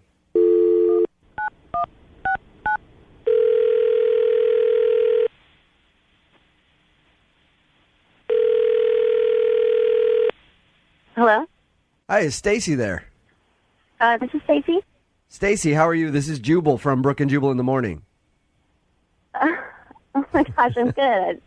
I listen to you guys every day. I'm good. Nice. You do. That's cool. right. A lot of times we call people and they have no idea who we are. No, so I love that's you. good. Love you. Sweet. So have you heard a second date update then before? Yeah. You have. Awesome. Uh-oh. That's exciting news for you because you're about to be the star of one. What? Yeah. You recently went out on a date and that person emailed us to call you. Are you guys serious? Yes, I am. His name was Chase. Oh my gosh. You and him went out for a nice dinner and then he took you for a tour of his nightclub that he's opening. Yeah. Did you like Chase? He was a nice guy. Okay. That is so You don't sound not like you true really at all, liked him that Stacey. much. He says that he can't get you to call him back, and he wanted us to see if we could get you on the phone and ask why. What's the reason that you're not calling Chase back? Is he on the other line? Stacy, why would you say that? Stacy, if you're that familiar with the show and I tell you that he's not on the other line, are you going to believe me? No, I know you. I'm not going to believe you. You are a smart girl, Stacey. Well, Stacy, okay. So you know how the second date updates work then, yes. Chase is on the other line. I'm not going to bring him up, though, until you tell us what the problem with Chase is. Okay. He's kind of an LA guy. Okay, what do you mean? That's a nice way to put it. What do you mean by that exactly? I don't know. He's kind of like a name dropper and, thinks he's really cool. Right. He's from L.A. Okay. Yeah. So was he dropping names on your date, actually? Yeah. Was it like That's awesome. Was it like famous people he knew, or? I mean, he said he knew them. Yeah. What names was he dropping to you? Who does he say that he knows? Yeah. Oh my gosh. He said that he helped produce Chingy's album. Chingy, like the rapper, like right there? I had to Google him. I didn't know who Chingy was. Okay. So he helped produce Chingy's album. Yeah. All right. Did he drop any other names for you too? Oh my gosh. He was like, when I get bored, I call up Ludacris to go race go-kart. Wow. Oh, that's really funny. If he really does go call up Ludacris when he's bored to hang out, that's pretty cool, actually. That's a good name drop right there. So it didn't impress you, though, none of this? No, it was annoying and weird. I mean, he'd be like talking about something, and then he'd just bring up some random celebrity. That's awesome. Oh, great. Why? Okay, wait. I get that that's obnoxious, Stacey, but why'd you kiss him at the end of the night then? I just wanted him to go. Like, whatever, I'll kiss you if you just leave. Shut up. Did he name drop after he kissed you, too? Like, I remember I was helping Winona Ryder research a role, and we kissed pretty much the same way. It was pretty nonstop. All right. No. Well, Stacey, you already know he's on the phone, so I'm going to punch up his line right now and let you talk to him, okay? Do I have to? Yes. Yeah. I want you guys to talk it out. Chase? Yeah, hey. Hi. Are you as big of a name dropper as she says, Chase? No, I mean, I know some people, but I mean, they're my friends. Like it's not name dropping if you know them. Oh yeah. No, Chase, it is. I mean, sorry to burst your bubble, but like it was really annoying. You don't know all those people. Yeah, I do. Look at the credits of Chingy's album. Not the last one, the one before. He's had more than one? I didn't even know Chingy had two albums. Yeah. Me neither. Chase. Well, it was, it wasn't as big one, but I do know these people. I mean, I'm just talking about my friends. You were talking about your friends. Okay. Yeah, they're like normal friends that I see all the time. Well, I know I go-kart with Ludacris all the time, so that's a normal friend to me. I mean, Chase, I might have been into you on the date if you hadn't been name-dropping the whole time. Mm-hmm. I don't know. I guess in L.A., what's cool is just a little different than what's cool here. No, Chase. I grew up in L.A., and even the people that are actually from L.A. don't like name droppers. But it's my friends, though. Yeah, that's fine, but just say my friend. You know what I mean? You don't have to say my friend Ludacris. Yeah. You know? Ever heard you can of just him? be like, hey, yeah, I like to hang out with my buddy in go-kart sometime. And then later on, when she finds out your friend is Ludacris, she'll be like, oh, that's cool. He knows a celebrity. He didn't feel the need to throw it in my face. Yeah. You see what I mean? I mean, if I said Ludacris, it's because that's his name. All right. Okay, so you don't feel like you're name dropping, but Stacey obviously felt like you were just trying to be cool the whole time.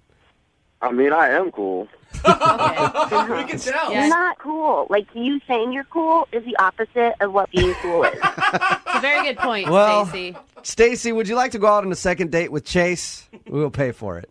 Yeah, I'm going to say no because he's probably going to be busy that night playing poker with, like, Vin Diesel or somebody. That's pretty good, Stacey. I do know Vin Diesel, and he doesn't play poker. Come on, Chase. Give it up, Jesus. Let it Oh, go. man, that's Brooke and ridiculous. Jubal in the morning. Because you know I'm a Brooke and Jubal's second date update. You know, when we do these second date updates, we always have dudes on the phone that are like, I got the perfect technique for how to meet ladies. Oh, yeah. And the guy on the phone today, his name is Sean, and all his email said was that he uses a technique called the Ben Franklin effect.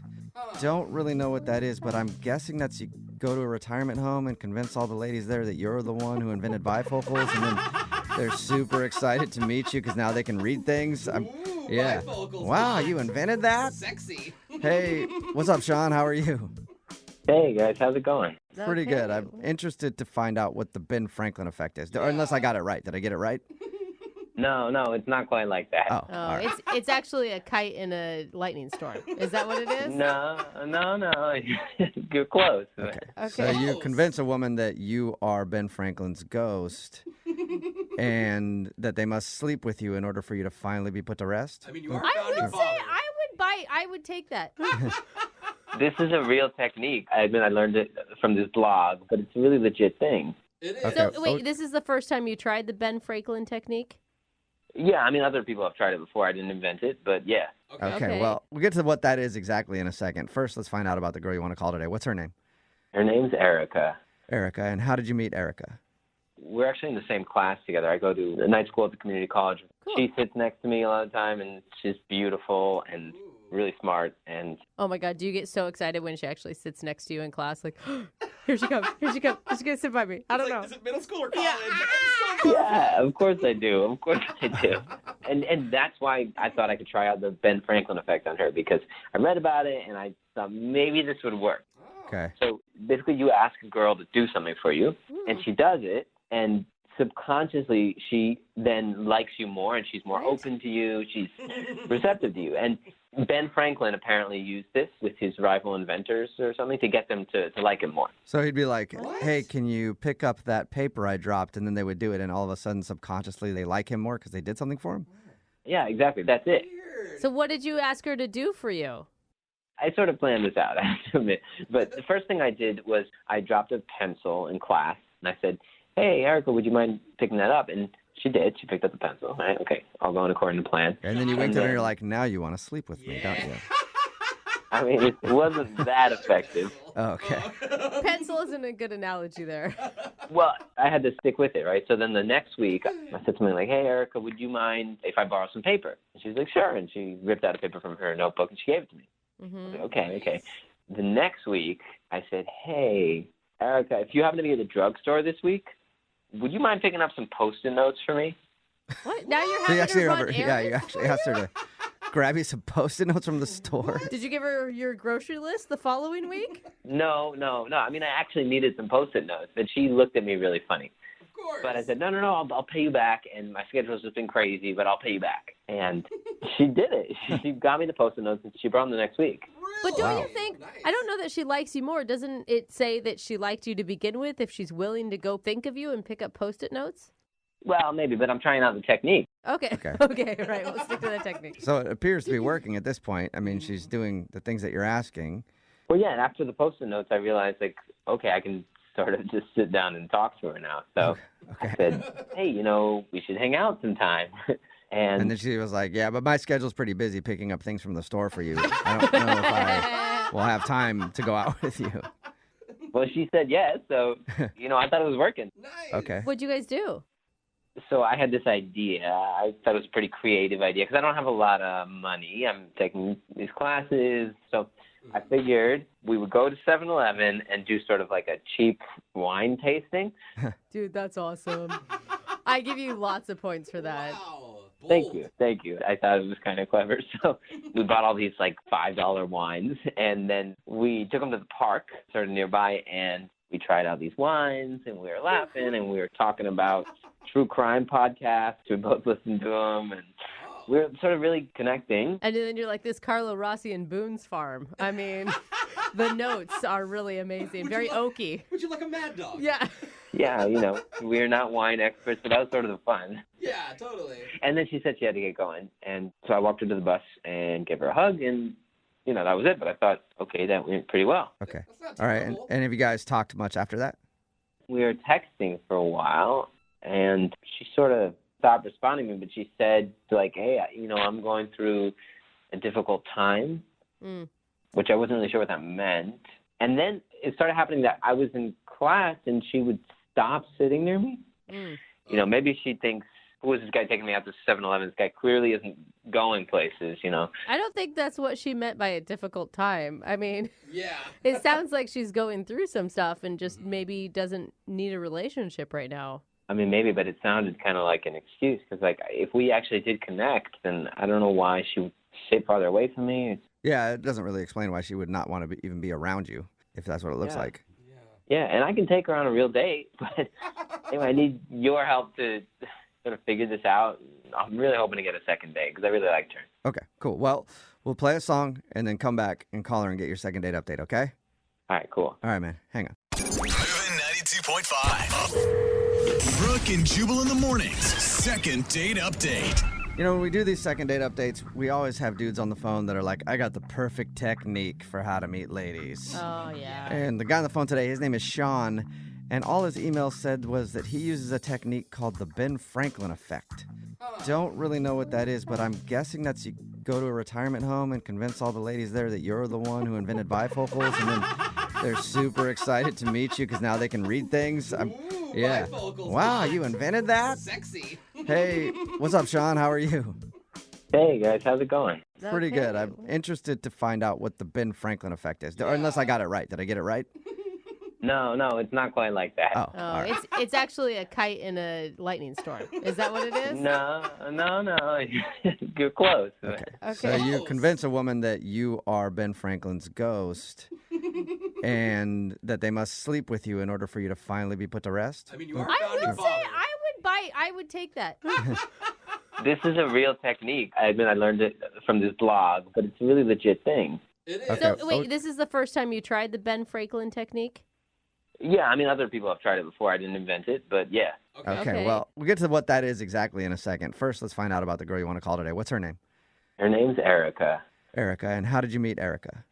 We're actually in the same class together. I go to a night school at the community college. Cool. She sits next to me a lot of the time, and she's beautiful and really smart. And Oh my God, do you get so excited when she actually sits next to you in class? Like, here she comes. She's going to sit by me. I don't know. Is it middle school or college? yeah, of course I do. And that's why I thought I could try out the Ben Franklin effect on her, because I read about it and I thought maybe this would work.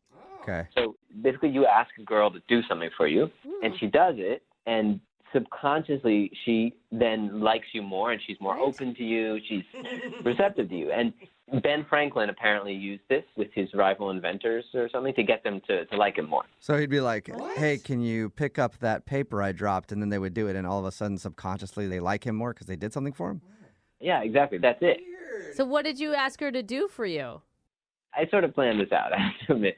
But the first thing I did was I dropped a pencil in class, and I said, hey, Erica, would you mind picking that up? And she did. She picked up the pencil. Right? Okay, all going according to plan. And then you winked at her and you're like, now you want to sleep with me, don't you?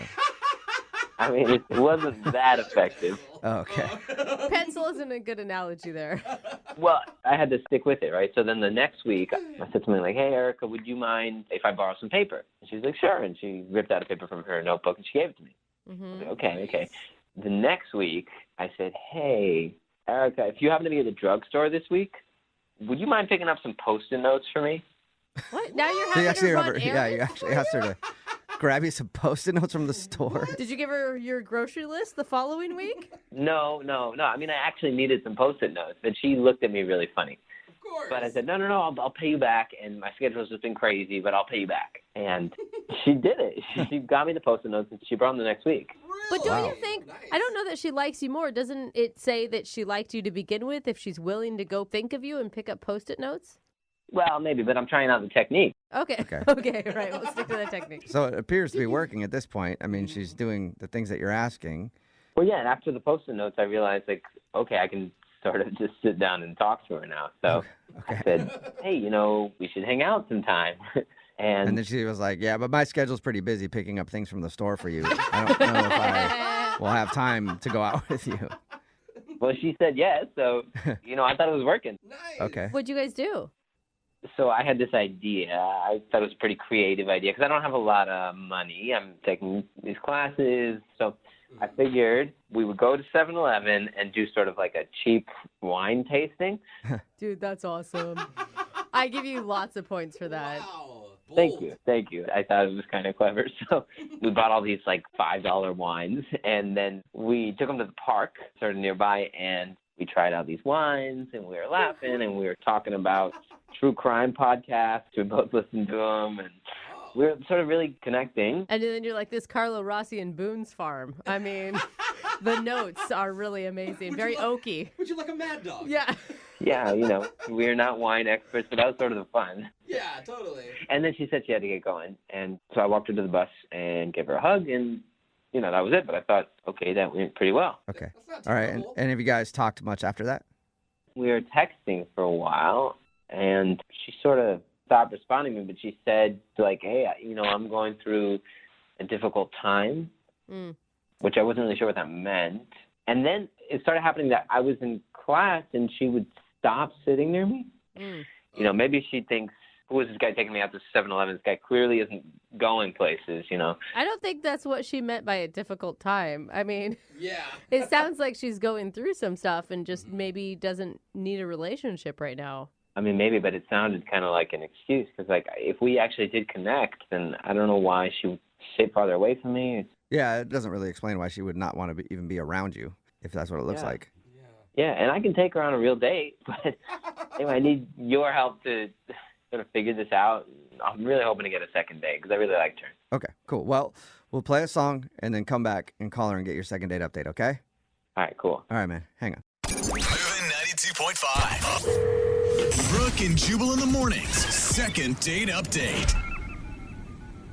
If you're just joining us for today's second date update, Sean is on the phone and he wants to call a girl named Erica. They actually are in class together and they went out on a date to 7-Eleven. They just bought a bunch of stuff, went to a park, and drank some really crappy alcohol. Yeah. But he says it was a great time.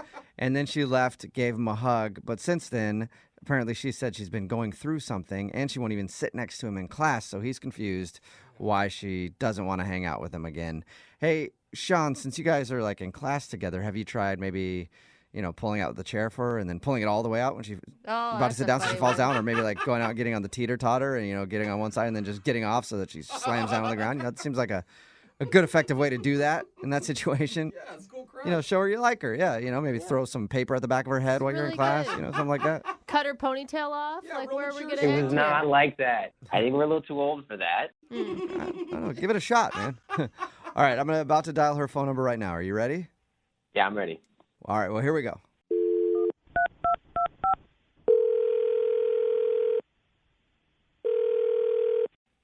Hello? Hi, is this Erica? Yes, this is. Hey, Erica, how are you? This is Jubal from Brooke and Jubal in the morning. It's a radio show. Oh, okay. How are you? I'm fine. How are you? I'm not too bad. Thank you for asking. You wondering why a radio station is calling you right now? Yeah. Okay, I figured you might be. Yeah.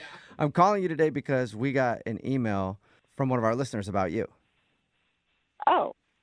His name is Sean. Oh. Okay. You ever heard of a second date update before? I mean, I've heard of it, but I don't know about it. Okay. So you guys are the ones who do that? Yeah, we do that on the show. What it is where if you go out on a date with somebody and then end up not wanting to see them again after, they can email us and we'll get you on the phone and ask why. So Sean emailed us because he's confused. He says that you guys had a great time together, but now you're not really talking to him and you also don't even sit in the same area as him anymore in your class. Yeah. Okay, and Sean is wondering if he did something wrong on his date.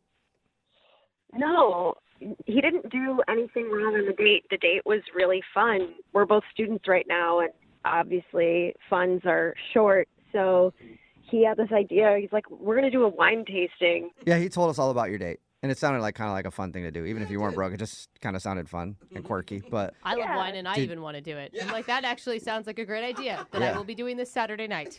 Did he do something? No, he didn't do anything. I'm going through a really difficult time with something in my life right now, and I have some drama going on, and I needed time to not date or like have someone texting me every single day. Told him, he told us that you texted him and you're going through a difficult time. I'm like, dude, give the woman some space. Yeah, and like he's very sweet, but he just kept persisting and kept on bugging, and it's like I have some drama going on with my girlfriend, and he like wouldn't back off, and so that kind of turns me off. It's like, can you just listen and respect my wishes? Okay. So probably us calling you for him is even sexier. Right. Yeah. Well, I mean, it sounds like you have something serious going on. I don't want to really like keep prying about that because I don't want you to treat us just like you did him and stop talking to us. But would you mind at least like maybe telling him that this is the reason you're not talking to him is because you're dealing with something right now? But she already told him that. yeah, I guess, when I see him in class, I could just tell him then. Yeah. Or you could do it now because he's actually on the other line listening and wants to talk to you. What do you think about that? Wait, what? Yeah. Sean is on the other line listening. Are you serious? Not bugging Yes, you I at am. all. Yeah. Hey, Erica. Hi. You just don't give up, do ya? Yeah, I'm sorry. I don't mean to be weird or anything, but I want to know what's going on in your life. I mean, I care for you, Erica, and I'm worried about you. Well, thanks. I appreciate that, but, I'm just dealing with enough from my friend and my mother. Yeah, no, I get that. It's just that I haven't heard from you in a while, and I really do care for you, Erica, and I want to be here for you. You know what I mean? I want to know what's going on with you. Erica, are you annoyed by this, or do you think it's sweet? Where do you stand right now? I understand that his intentions are pure, but I'm going through the worst thing ever right now, so... Well, it's like, don't you want to respect her boundaries? Like, she's obviously set them. Yeah, of course. The last thing I want is for you to feel uncomfortable, Erica. I'm a really good listener. So if you ever do want to talk about it, I'm here. I just want to let you know that. I mean, he's a really good listener who doesn't understand that you already told him that you had something going on in text message and that you weren't available for a relationship. Can you just tell me, Erica, is it like a death in the family? Because I understand what that's like. No, it's not that. That's good. Okay. I'm glad that no one died or anything. Is it like your parents got divorced? Sean, I think the point is she doesn't want you to press her into talking about it. You're just going down the list of possible scenarios. Look, okay, fine. It's just my best friend, who I've known since I was 2 years old, is getting married, okay? And I'm also very close with my mother, and my best friend has been close to my family for years, family vacations together and everything. And she didn't invite my mom to her wedding, but she invited our other friend's mom, who she's only known for 5 years, to the wedding. What? Oh. That's what you're going through? Wait, your mom didn't get an invite to your best friend's wedding? I mean, I'm not trying to downplay your problems, but that's the big thing that you're dealing with? Yeah. Do you know, how insulting that is to my mother? She's been a part of the family for years, and then she didn't invite my mom to the wedding, but she invited our other friend's mom. So there, Sean, now you know. Now you know what you've been pressing me about, and I hope you feel good about yourself. Wait. You told me that you were going through a difficult time in your life. Like really difficult. Yeah. This is difficult. It's a very difficult time. But I just want to get it straight. Your mom wasn't invited to a wedding? I like how we're all repeating it. I know. No, hey, you got to be fair, though. I mean, everybody deals with things differently, and this is hard on Erica. Okay. Yeah, no, I totally get that, and I understand, and I just want to be here for you. But that's kind of silly, right? I mean, that's kind of... What? Excuse me? Yeah. It is not silly. Imagine that you were going to go to, your best friend's wedding, and then your dad wasn't invited. You'd probably be upset about it. Well, yeah, maybe for 2 minutes, but I was expecting something a lot more devastating than that.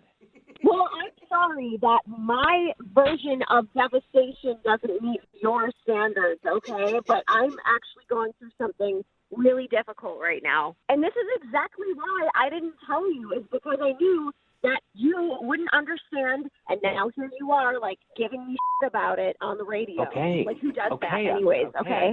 I get it. I'm sorry. Okay, I get it.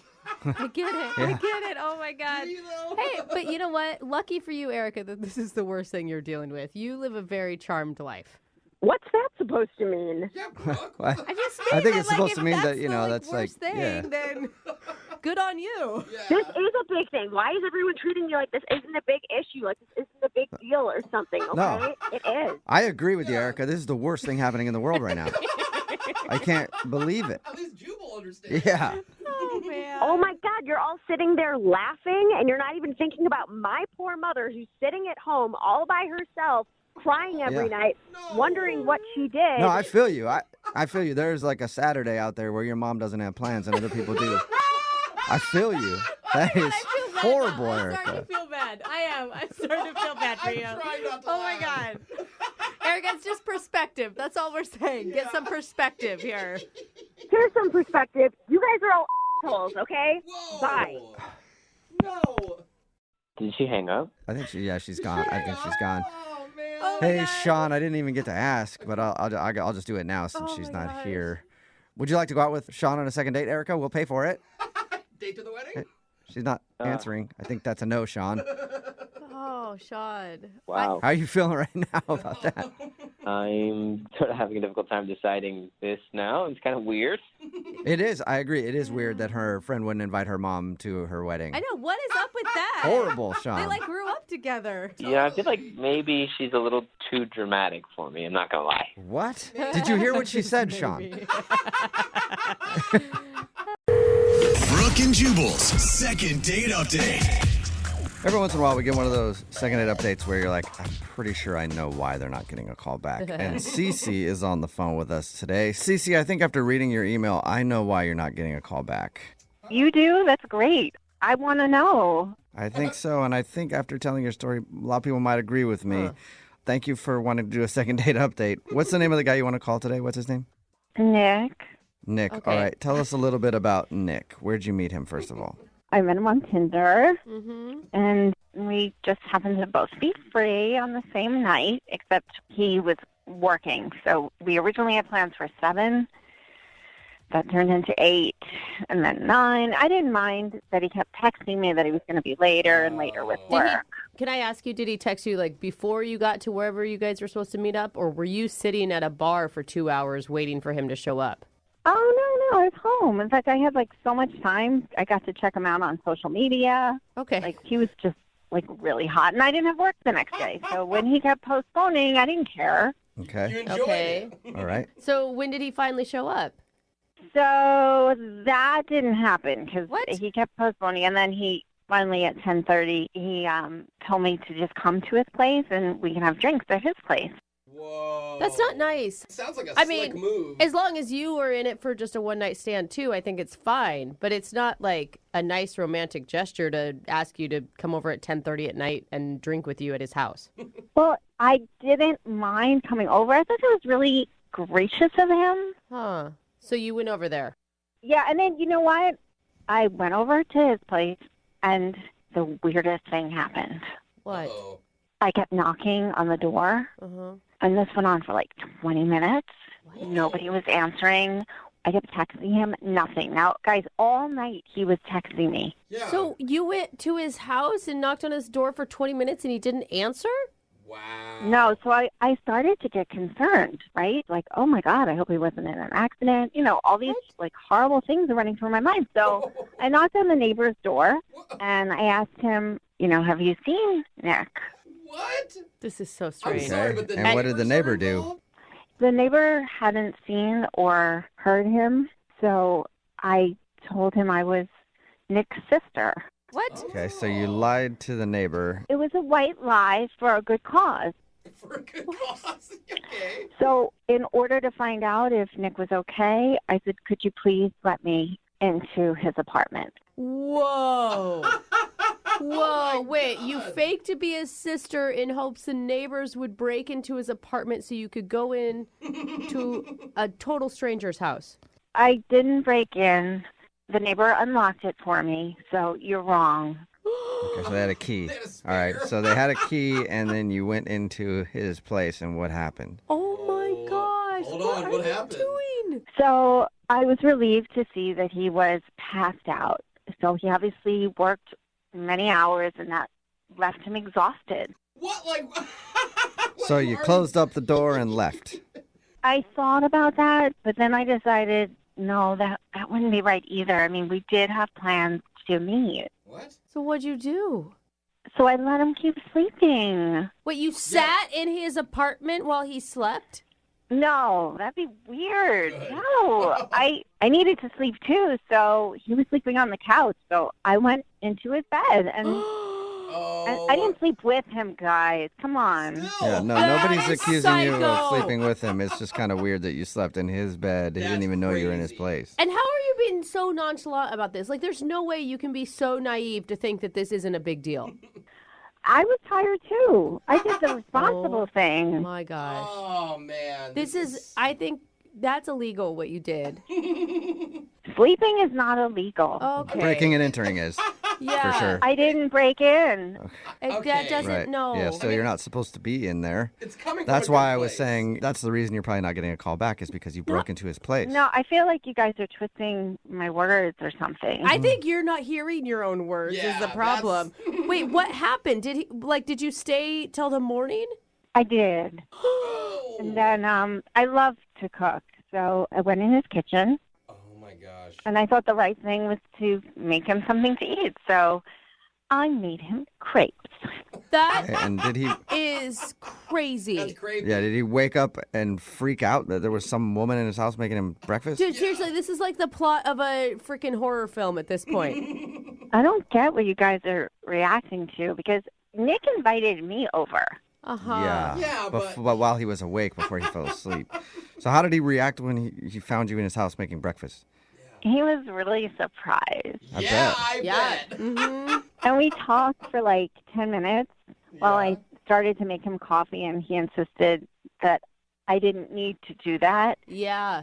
Which I thought was really thoughtful of him. Like, he wanted to take care of me. Like, don't do that. That's not what he was doing. Yeah. No, he was telling you probably to get out of his house because that was really a huge breach of security, trust, all of it. I don't know. Everything, yeah, breach of everything. Agree to disagree, guys, but I did leave. Okay. He said he had to get going. He said he had plans for the day. I mean, I didn't have work, so I offered for us to spend time together. Oh, okay. But, you know, I get it. He was tired. He worked really late. Scared. But, yeah, so I thought we hit it off when we talked. Okay. But now he's not returning my calls, and I just want to know that he's okay, and he's really cute.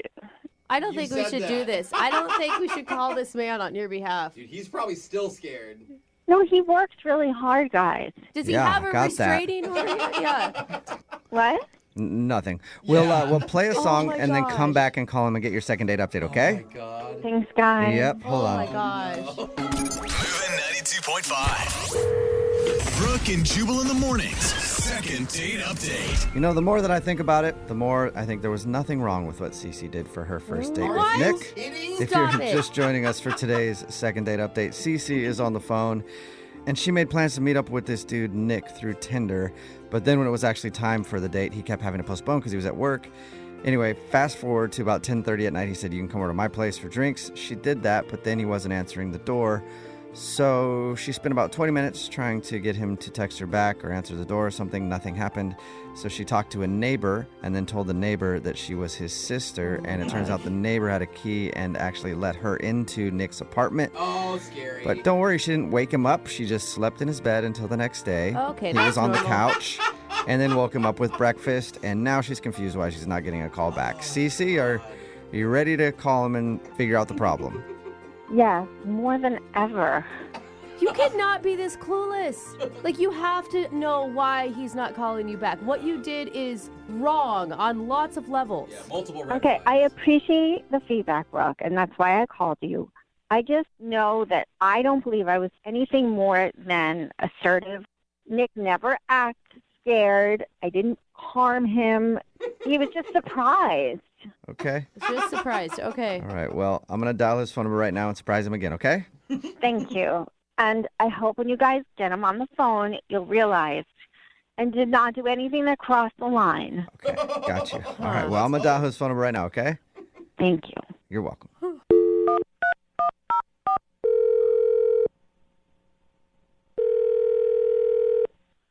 Hello? Hi, may I speak to Nick? Yeah, this is Nick. Hey, Nick, how are you? This is Jubal from Brooke and Jubal in the morning. I'm sorry. I said this one more time? This is Jubal from Brooke and Jubal in the morning. It's a radio show. Okay. Hi. Hi, how are you?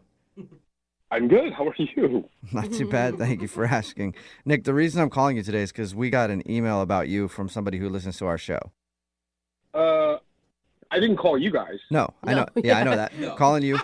We got an email about you. So we do a segment on our show. It's called the Second Date Update. That's where if you go out on a date with somebody and then end up blowing them off, they can email us to get you on the phone and find out what happened. So we got an email about you from somebody who you sort of went on a date with. Yeah, that's a stretch even. Do you have a name? I do. And before I tell you that name, I want to ask you to not hang up on me. Her name is Cece. Yeah, she's been I know she's been trying to reach me for a while, and I have not had a chance to get back to her, but yes, I know who you're talking about. Why are you sound really casual about this. I wouldn't call it a conventional date by any means, but Yeah. what do you guys need to know? Well, yeah, I mean, she just wants to know why you're not calling her back. And we all assumed it was because she kind of broke into your house while you were asleep. And slept in your Yeah. bed. But apparently that's not a big deal. Believe me, that sounds insane. I get it. But actually, I kind of understand what happened and why she actually ended up inside my place. Oh my God. I don't know who Okay. I'm more baffled by now. Like at first, I thought Cece must have been the most clueless woman that ever walked the face of the planet. But you sound like you were okay with her breaking into your place and sleeping in your bed without you knowing? Well, I mean, I kind of dropped off communication like kind of abruptly, and I wasn't able to get back. And it was a bit much. I'm going to agree with that, yeah. But she was concerned, and I get it. Okay, so if that wasn't the deal breaker for you, then why haven't you gotten back to her? What could be worse than that? I'm so baffled right now. We were in touch a little bit afterwards, and she texted me a picture of me sleeping. Creepy. And she said that she took a bunch of those pictures, and she wanted to assemble like a photo book of me sleeping. I mean, she's a photographer, and she's kind of out there, you know. Wow. This is like an art project, but I just thought, you know, it's a little intense, I think, you know, for me. A little? Yeah, dude. Like, that would have most people going to the authorities to file some sort of report. Yeah. No, she's not like a danger like that. I mean, she's definitely eccentric. I would say that.